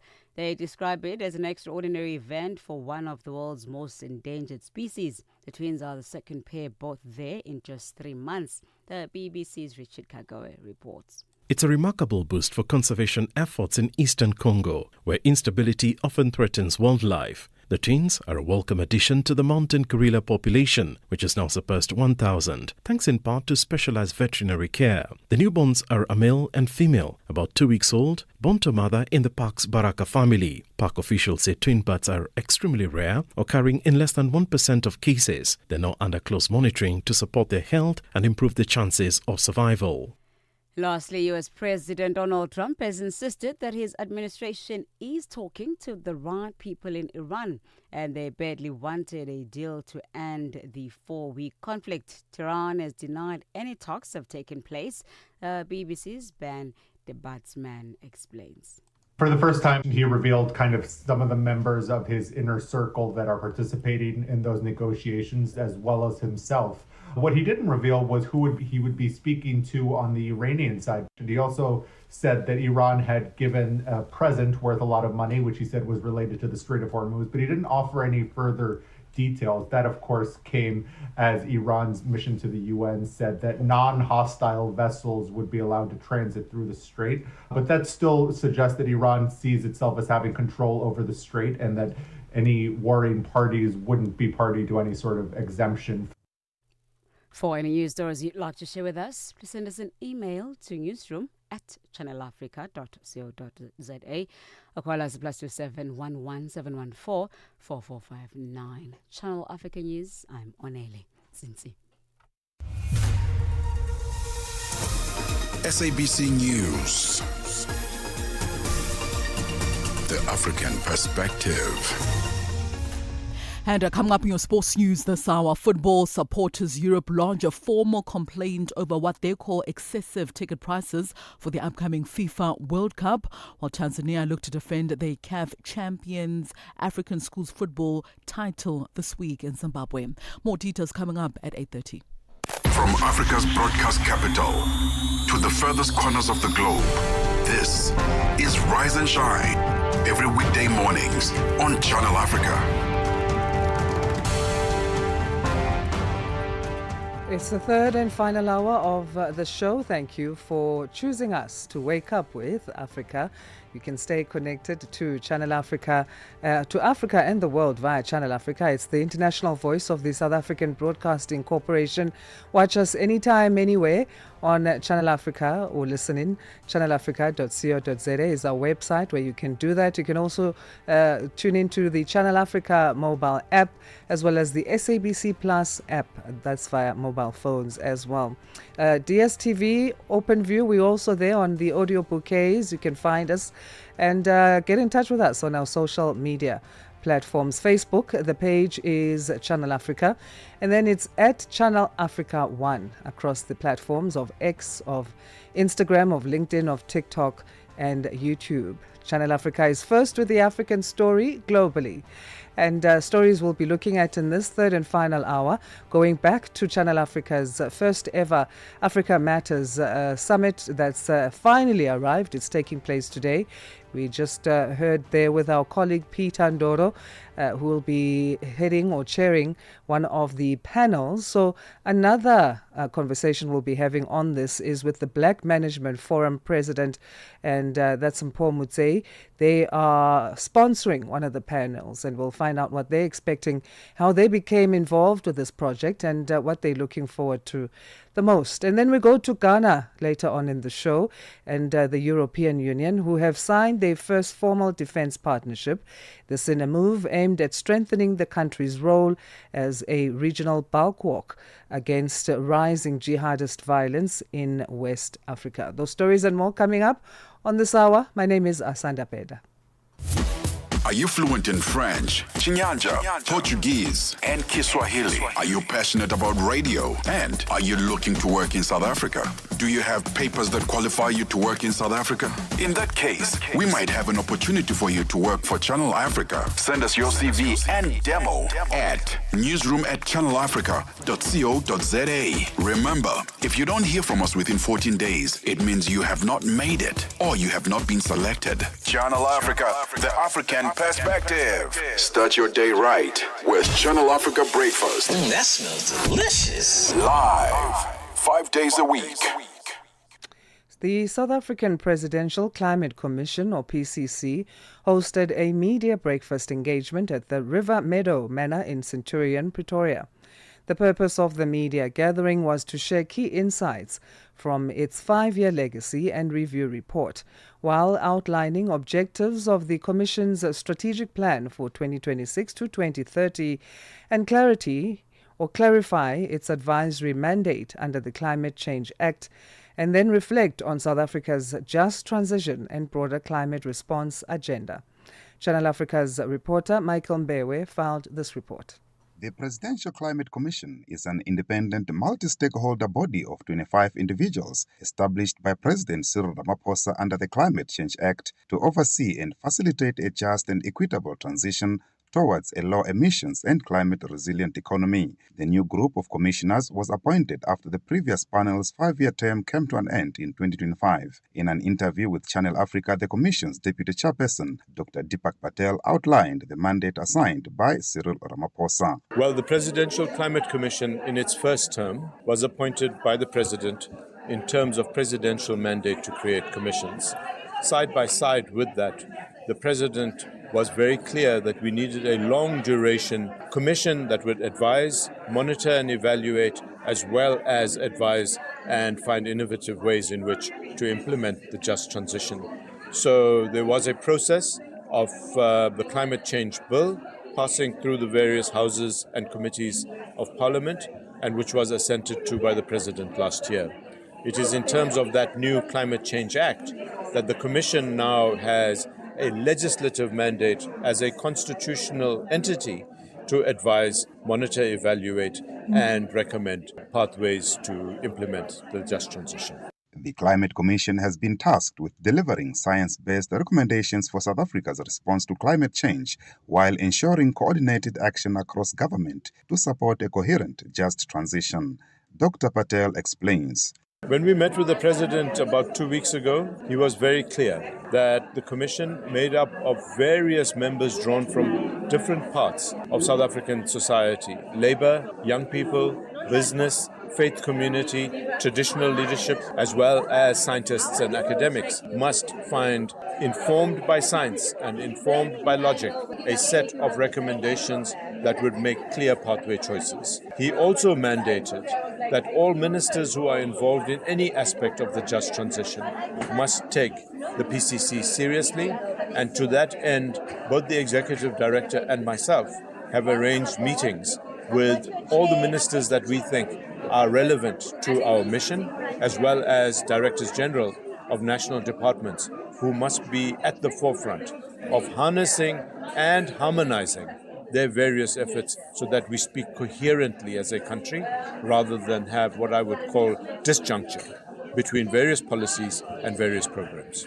Dr. Zonani Titus Mate, a chemical engineering expert serving on the Commission, emphasized that South Africa is not alone in tackling climate change and called for greater collaboration in addressing the crisis drawing from the climate change engagements during the G20 summit last November. We're not alone. We need to work with the rest of Africa, with the rest of the continent and the rest of the world. We actually built very good relationships during the G20 with some of the African states and some of the G20 countries and the invited guests that were part of the G20. So some of us that are now part of the PCC will bring on board those networks and relationships so we can collaborate to come up with solutions to the challenges that South Africa is faced with. We're not alone. It's not unique. The challenges that are faced by South Africa, you'll be amazed by what other G20 countries are faced with. Very similar situation that we're faced with in South Africa. Responding to whether the Commission is fit for purpose, Dr. Mate affirmed that the Commission is equipped to deliver on its climate roadmap, urging a shift from excessive planning to immediate implementation with adjustments made along the way. So are we equipped as the PCC to actually meet the roadmap that we've put forward? I'm certainly convinced that we are equipped. Of course, we'll self-correct where there is a need as we proceed. My parting shot, let's just start doing things. I think the time to talk is over. We'll always come up with another plan. Let's not create plans on top of plans on top of plans. Let's execute the plans that we have and then self-correct as we go along. However, returning Commissioner Joanne Nyawich warned that unequal access to clean energy, technologies like solar and electric vehicles risks deepening inequality, highlighting the need for inclusive solutions across South Africa and the continent. An issue that really does concern the PCC, which is that if you have resources, if you are in business, or if you come from a wealthier section of the population, the chances are that you may well be able to invest in solar or be able to have an electric vehicle, but that if you are poor, at the moment we don't necessarily have the systems that allow for that to be spread much more widely.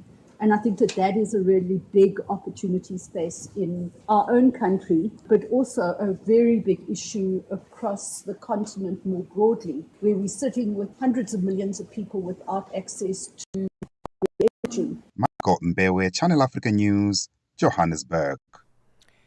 South Africa's Deputy Minister of Forestry, Fisheries and the Environment, Berenice Swartz, says forests are critical for healthy economies. She was speaking at the International Day of Forests IDF event held at the Walter Sisulu National Botanical Gardens in Roodepoort, west of Johannesburg in the Gauteng province. Here's Tutongo Beni with more.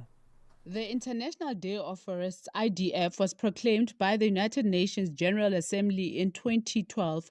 While the world celebrates IDF on March 21st, South Africa this year marks the day on March the 24th. South Africa's 2026 commemoration highlighted the success of the National Greening Program, which achieved the milestone of planting 1 million trees in a single day last September. In a speech, the country's Deputy Minister of Forestry, Fisheries and the Environment, Berenice Swartz, says forests are critical for healthy economies. The International Day of Forests is celebrated under the theme Forests and Economies, celebrating the critical role that trees and forests play in driving economic prosperity.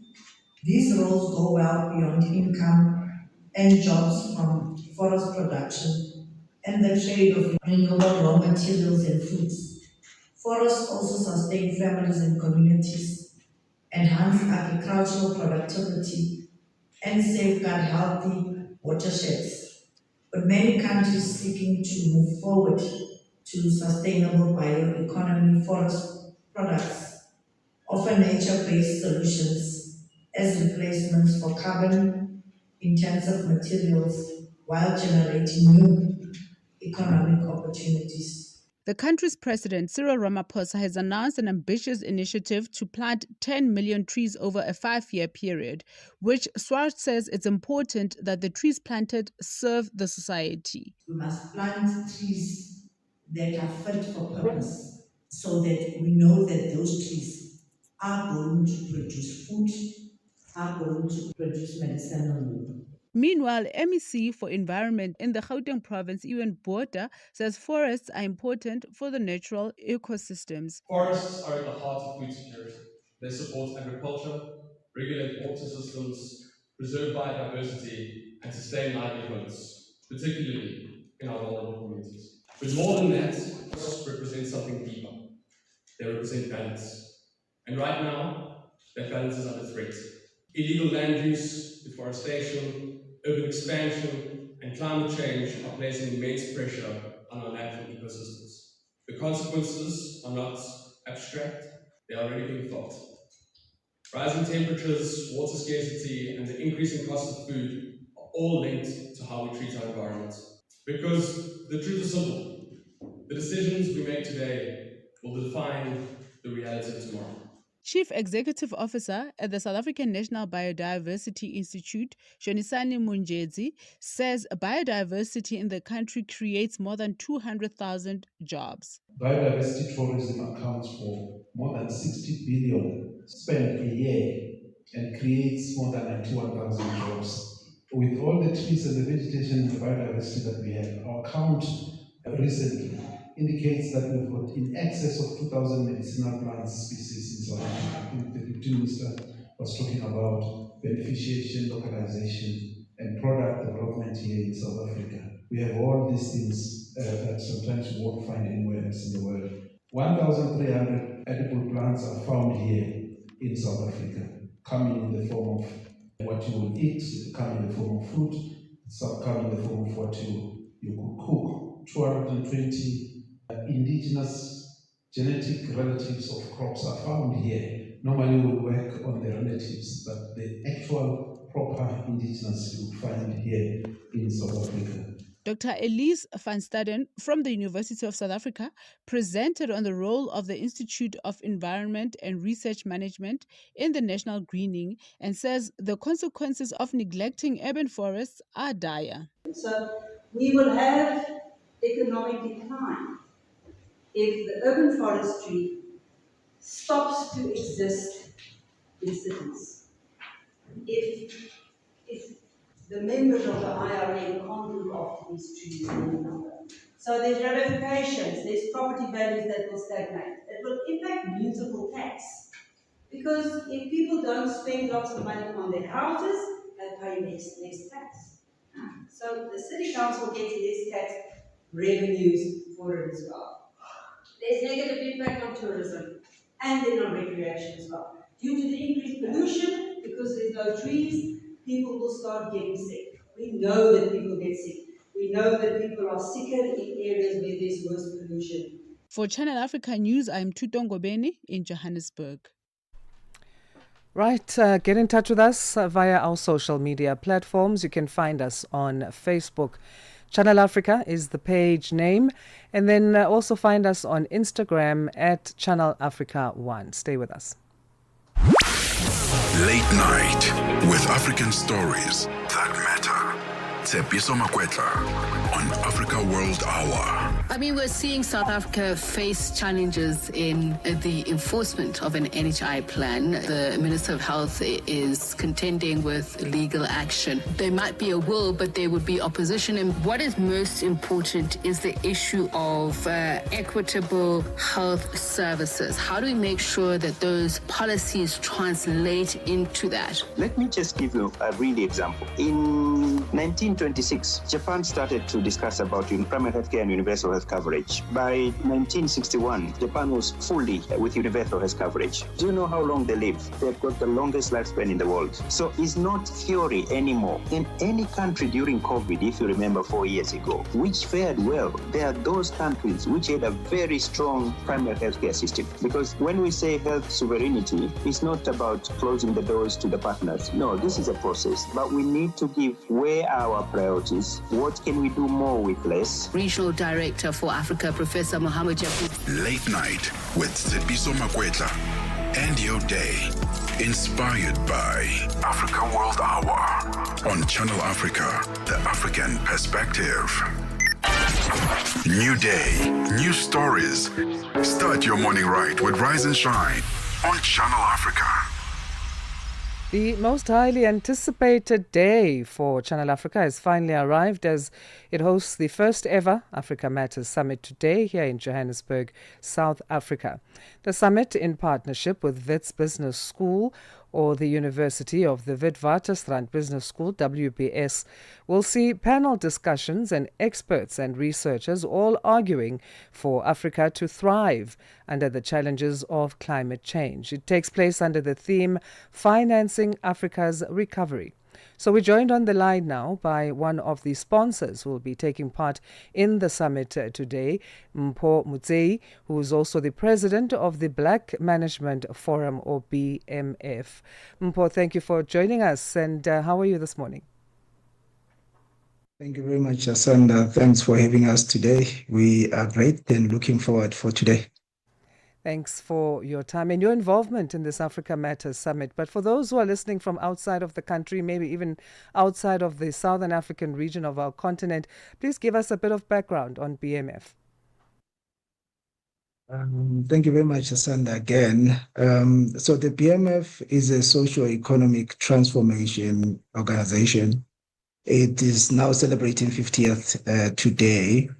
And our mandate is very simple, is to push the agenda of transformation in the continent, and is also pushing the agenda of transformation in South Africa. So we contributed a lot in terms of the affirmative action and as well as the BBBE and the Employment Equity Act. That is in a nutshell what BMF is all about, is about transformation, inclusive economy for Black people, for them to be able to get opportunities and fair opportunities. Thanks. Your thoughts then on Channel Africa's Africa Matters Summit. What are they, and why did you decide to be a part of this as BMF? I think as the BMF, there's a lot of things that we aligned with Africa Matters. Firstly, I think Africa Matters is one of those credible continental platforms that is shaping the conversation around economic transformation, governance, and as well as youth leadership and investment and innovation, which aligns squarely on the BMF agenda in terms of institution and commitment on issues related to ethical leadership, economic inclusion, and institutional transformation. And that came as a natural thing for us to become the sponsor of this particular summit that is happening today. But for us, it's not necessarily about the transactional sponsorship announcement that we are trying to make. It is about a value-based strategic partnership that we want to have with Africa Matters from here moving forward. As you say, you'll be sponsoring and specifically panel 3. So why this panel specifically? You do mention it's not about a transaction, but rather a partnership going forward. Yes. So panel 3 is for us one of those important ones, because there we're going to be dealing with the actionable and practical ways on how to resolve the problems and the challenges that Africa has. And that for us, that is the reason why we went for panel 3, for us to sponsor it, because it will make sense, and it makes sense for us to say, as much as we're talking about policies and red tapes and challenges that has to do with climate change and financing, what is the practical way of how to be able to handle this aspect, and for us to be able to come out with resolutions that are very practical for us to go and implement afterwards. And on the part of ethical leadership, you mentioned that earlier.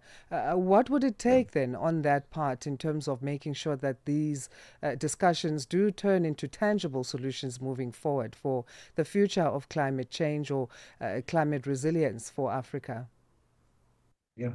Look, to be honest with you, Asanda, there's a saying that everything rises and falls into the hands of leadership. And with that being said, it means you would need ethical leaders for them to be able to handle the resources that are going to be deployed, be it getting it from the bank, from the investors, be it accessing it from other countries. What is important from investors is to make sure that the people or the leaders who are going to be handling these resources needs to be credible enough, ethical enough for them to be able to implement whatever it is that needs to be implemented on the ground. And we know that we've got a problem that majority of leaders these days their integrity are very questionable. So hence, for us as the BMF, we really advocate for ethical leadership, because we understand as soon as a leader becomes ethical, then it becomes very easy for implementation and for also accountability and transparency. And above you being sponsors, you're also going to be making a presentation as BMF today. So what can we expect from that? Look, expect a very robust presentation from our side, which our MD will make the presentation. I'll be part of the people who are going to be sitting in the panel, just to pounce on other issues that are very important in terms of where Africa is supposed to go, especially in the topic that we are talking about. So expect a lot of thought leadership presentation, well thought, and something that is going to be able to assist Africa moving forward. Of course, the takeaways then, of course, that the audience you'd like to, for them to also have, what are those in terms of what people leave feeling or thinking or wanting to do after that presentation?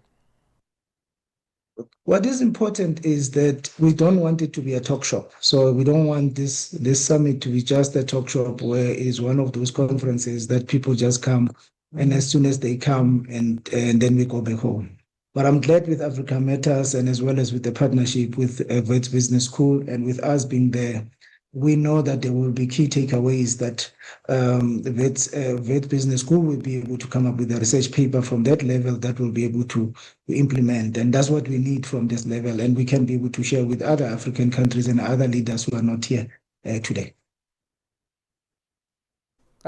Finally, Paul, in terms of the future, where do you see this going, this Channel Africa, Africa Matters, as because you want to be part of, a partnership moving forward?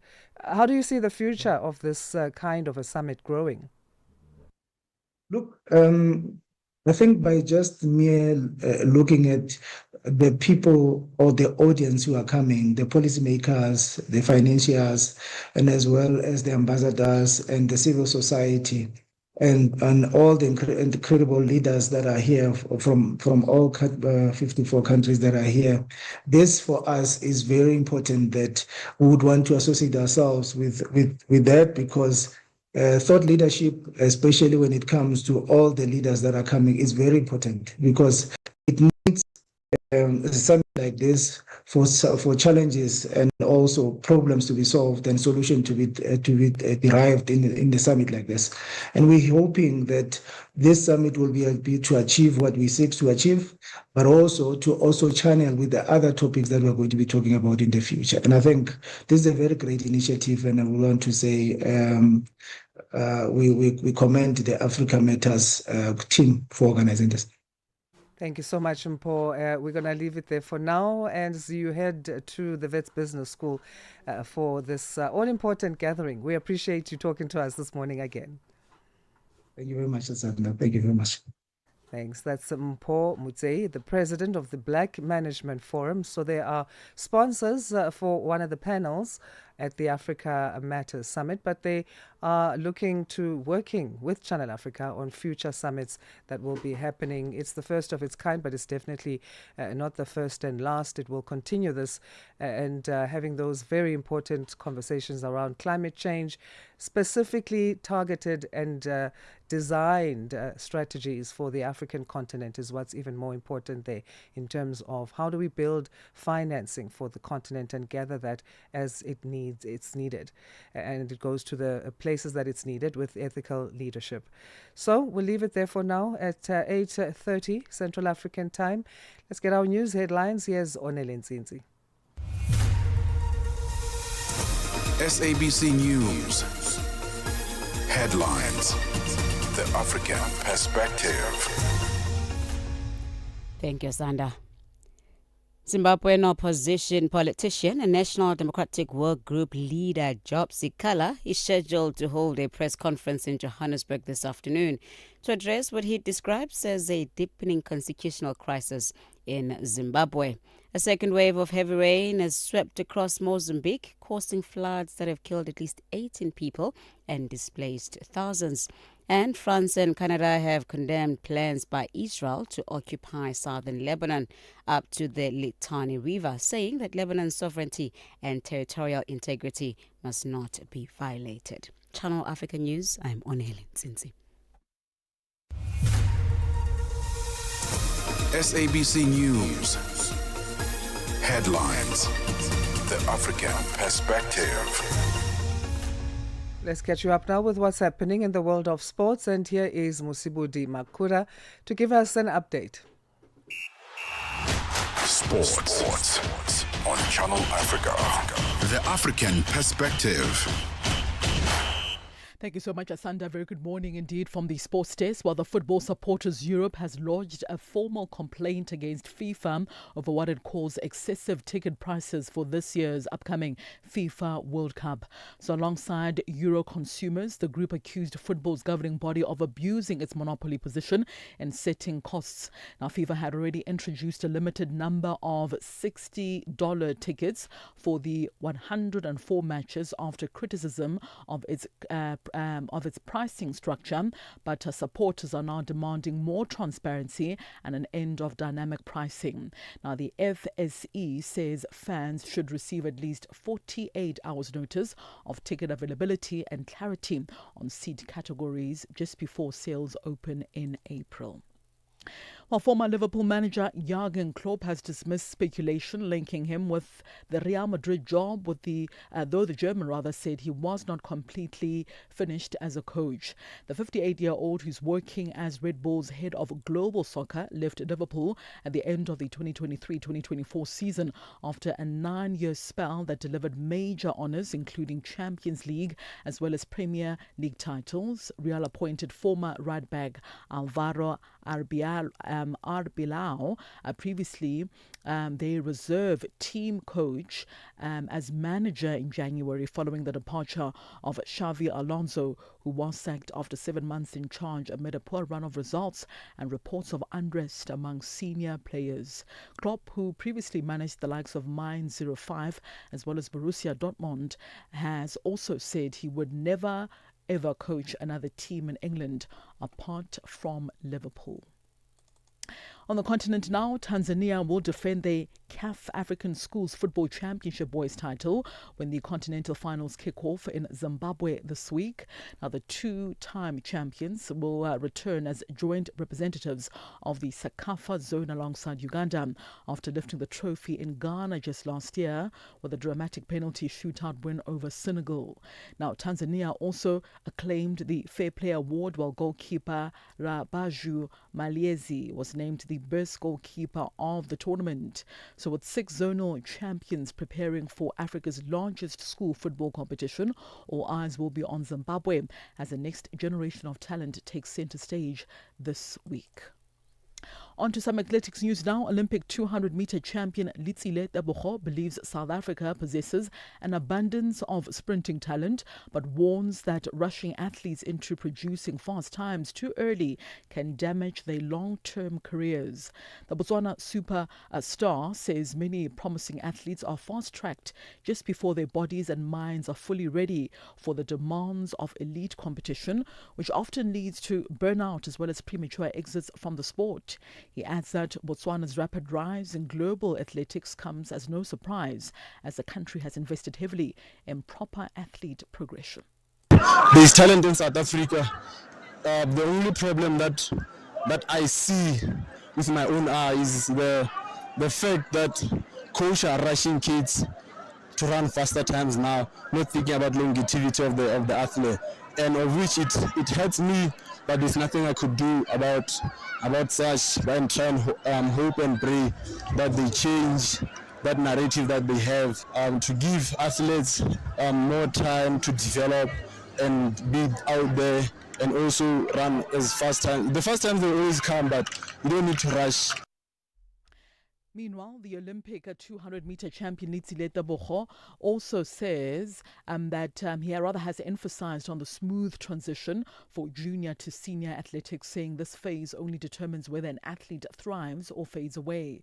Tebogo also stressed that proper guidance, conditioning, as well as gradual exposure to high-level competition are quite critical in building resilient elite athletes. He believes development structures must support athletes at every stage of their careers. From grassroots level to the top, I don't know how many top coaches are there in South Africa, but I believe looking at the population, they have to be men. So I think from the grassroots going into the top level, it means now if that development is taken well correctly, to that, we as human beings, we know our strengths and weaknesses. If I know my strength is to develop an athlete, let me develop that athlete and hand over to the next person who knows how to deal with teenagers from that age to a certain age, and then from that age to being a senior, there has to be that transition.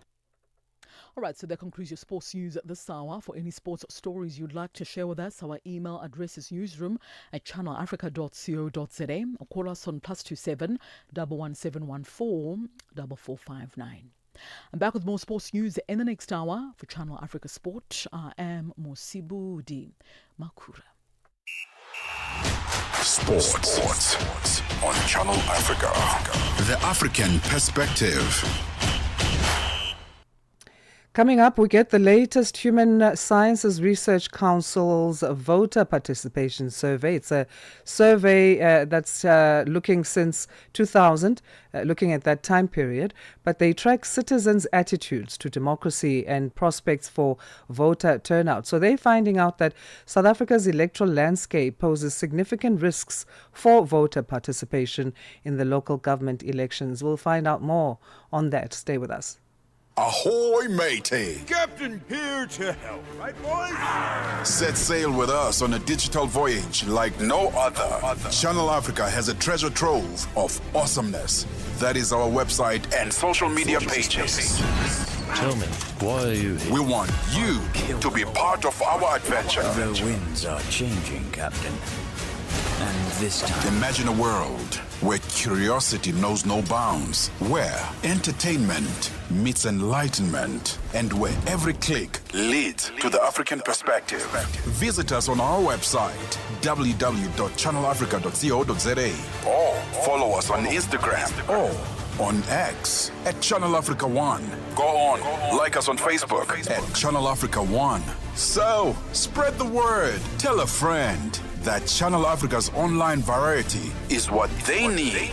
On the web, Channel Africa, the African perspective. Good morning starts here. Rise and shine on Channel Africa, the African perspective.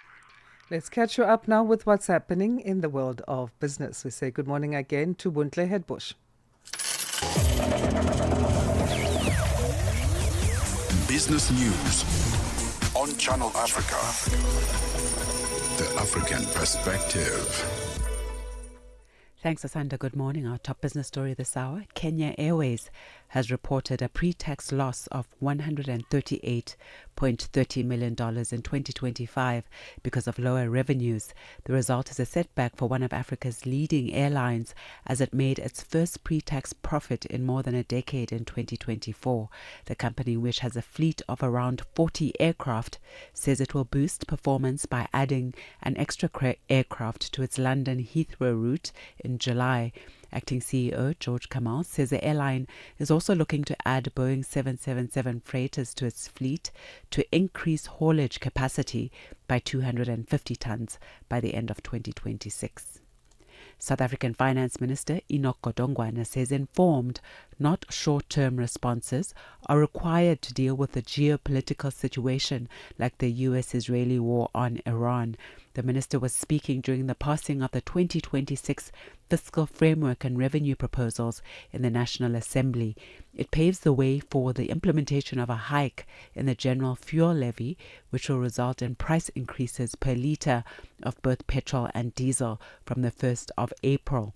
The fiscal framework was adopted by 227 votes against 71, with no abstentions. Godongwana says South Africa is not unique to the impact of what is happening in the Middle East. A similar exercise has happened. We tabled the budget on the 25th, and on the 28th, the Americans and Israel attacked Iran. What is going to be required is an informed response, not short-term responses. Reflect on how others have responded to this geopolitical situation.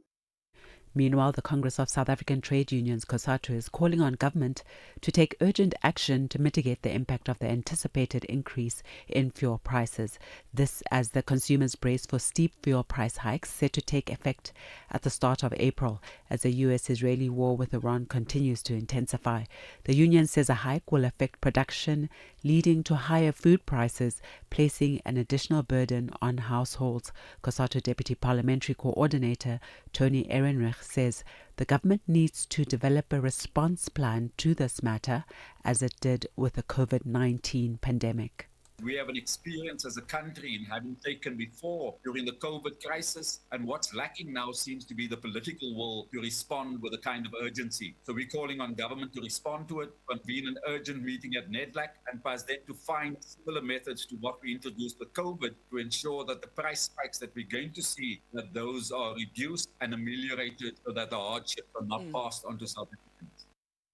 Judgment has been reserved in the judicial review application brought against government and Total Energies by environmental activists and small-scale fishers opposed to oil and gas exploration along South Africa's west coast. The application in the High Court in Cape Town follows a dismissal of appeals by the Minister of Forestry, Fisheries and the Environment, Veli Okamp, and the granting of exploration rights by the Department of Minerals and Petroleum Resources.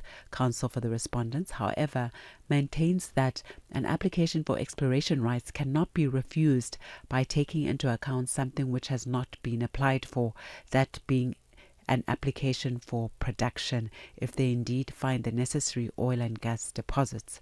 Senior Counsel for Total Energies, Advocate Chris Loxton. What the minister was dealing with was an appeal. So she's saying you've appealed against a decision. You persuade me that the appeal should succeed. I'm not persuaded. There's nothing wrong with that. If you keep to the legislation, if you keep to listed activity exploration, it really eviscerates this application. And what's left are the ICMA points, the OCP point, the allegation that you didn't consider small fishes. When you see the way in which the applicants have constructed their case is on need and desirability climate change. They get there because they've crossed the line. Staff at Australia's national broadcaster ABC are on a 24-hour strike over pay, disrupting radio and television programming. In a ballot on Sunday, they rejected a management offer of a 10% pay rise over 3 years. The BBC's Katie Watson has the details. Several of the ABC's flagship programmes are being cancelled today, replaced by the BBC World Service for some, and others will play pre-programmed music as staff walk off the job for the next 24 hours. Unions said the offer failed to address many working conditions, including career progression and reproductive health leave, as well as the use of artificial intelligence. The ABC has said the offer is both sustainable and financially responsible. And now taking a look at the indicators, $1 US Nigeria is trading at 1,375 naira this morning. In Botswana, it's 13 pula 52. Kenya, the dollar is trading at 128 shillings 63, and in Zambia, it's 19 kwacha 11. The BRICS countries, $1 in Brazil is trading at 5 rial 24. Russia, 81 rubles and 1. In India, it's 93 rupees 79. China, 6 yuan 88, and South Africa, $1 is trading at 16 rand 97 cents this morning. $1 is trading at 74 pence to the British pound and 86 to the euro. Looking at commodities, gold is trading at $4,572 per ounce, platinum $1,960 per ounce, while the price of Brent crude oil is at $99.45 a barrel. And that's the business news. I'll be back with another update in the next hour. For any business stories you'd like to share with us, please do send us an email to newsroom@channelafrica.co.za or give us a call on +27 11 714 4459. For Channel Africa Business, I am Bontle Headbush. Business News on Channel Africa. The African Perspective. At 8:45 Central African time, let's take a look at this story now that we were throwing forward to. South Africa's electoral landscape poses significant risks for voter participation in the local government elections scheduled for later this year. This is revealed by the latest Human Sciences Research Council, or HSRC's voter participation survey, which since 2000 has tracked citizen attitudes to democracy and prospects for voter turnout ahead of each election.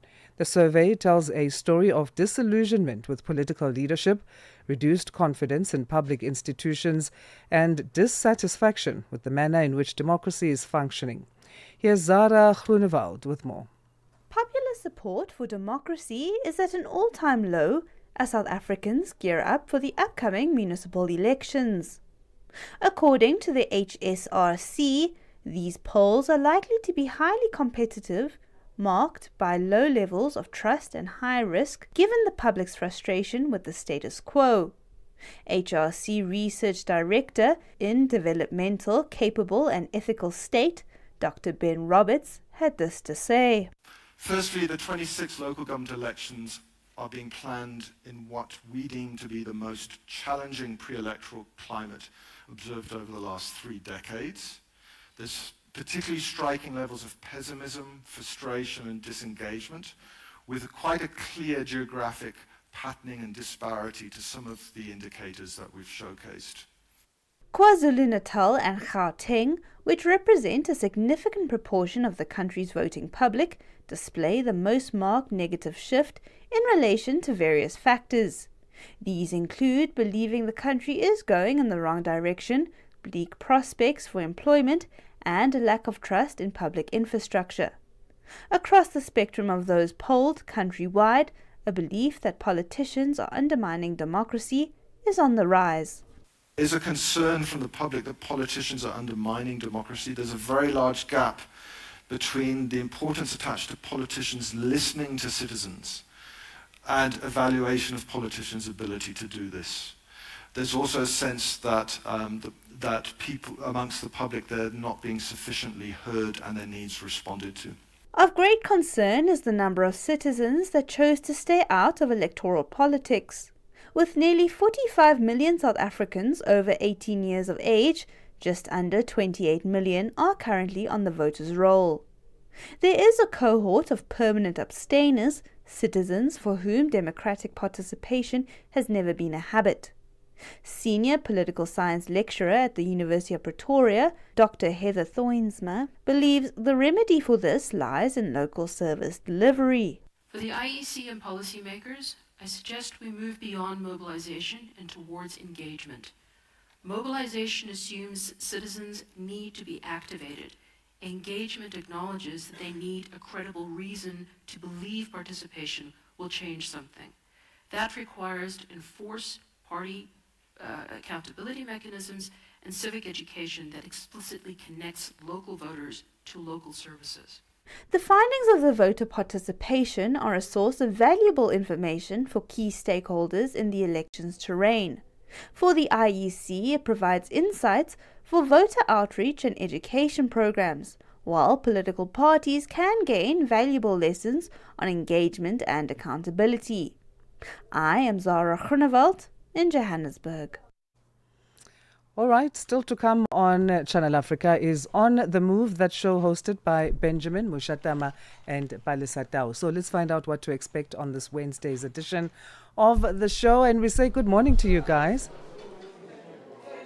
Good morning, Asanda. How are you doing? I'm good, thanks. How are you, Palisa, today? I'm doing well, thank you. It's a very exciting day today. It is the inaugural Africa Matters Summit. This is Channel Africa's flagship event, which is being hosted with the Wits Business School in Parktown, Johannesburg. And I'm with our very own journalist here at Channel Africa, Nhlanhla Mahlangu, who's going to be giving us a little bit of insight on today's events. Good morning, Palisa, and good morning, Asanda, and the listeners. Indeed, we are live to you from the Wits School of Governance in Johannesburg, South Africa, for the inaugural first ever Africa Matters Summit. Now, this summit is taking place here at the Wits School of Governance. As I said, it's bringing together thought leaders, researchers, and other stakeholders to navigate the challenges around climate change. Now, the theme of the summit is financing Africa's recovery. As I'm coming to you, it's a hive of activity.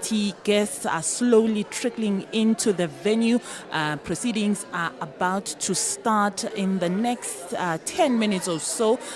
People are just gearing up for what is supposedly going to be one of the biggest events that the station has ever hosted. Absolutely, Nhlanhla. Well, you can tune in, of course, on our social media platforms, on the Channel Africa app, on the SABC Plus app as well, social media Channel Africa's inaugural Africa Matters Summit. Thank you, Palisa. All right, so stay tuned to Channel Africa for On the Move there. That's coming up, and I guess we'll hear again from Nhlanhla Mahlangu, who brings us the artsy beat on Friday here on Rise and Shine. Stay with us. This March, escape to the Friendship Village.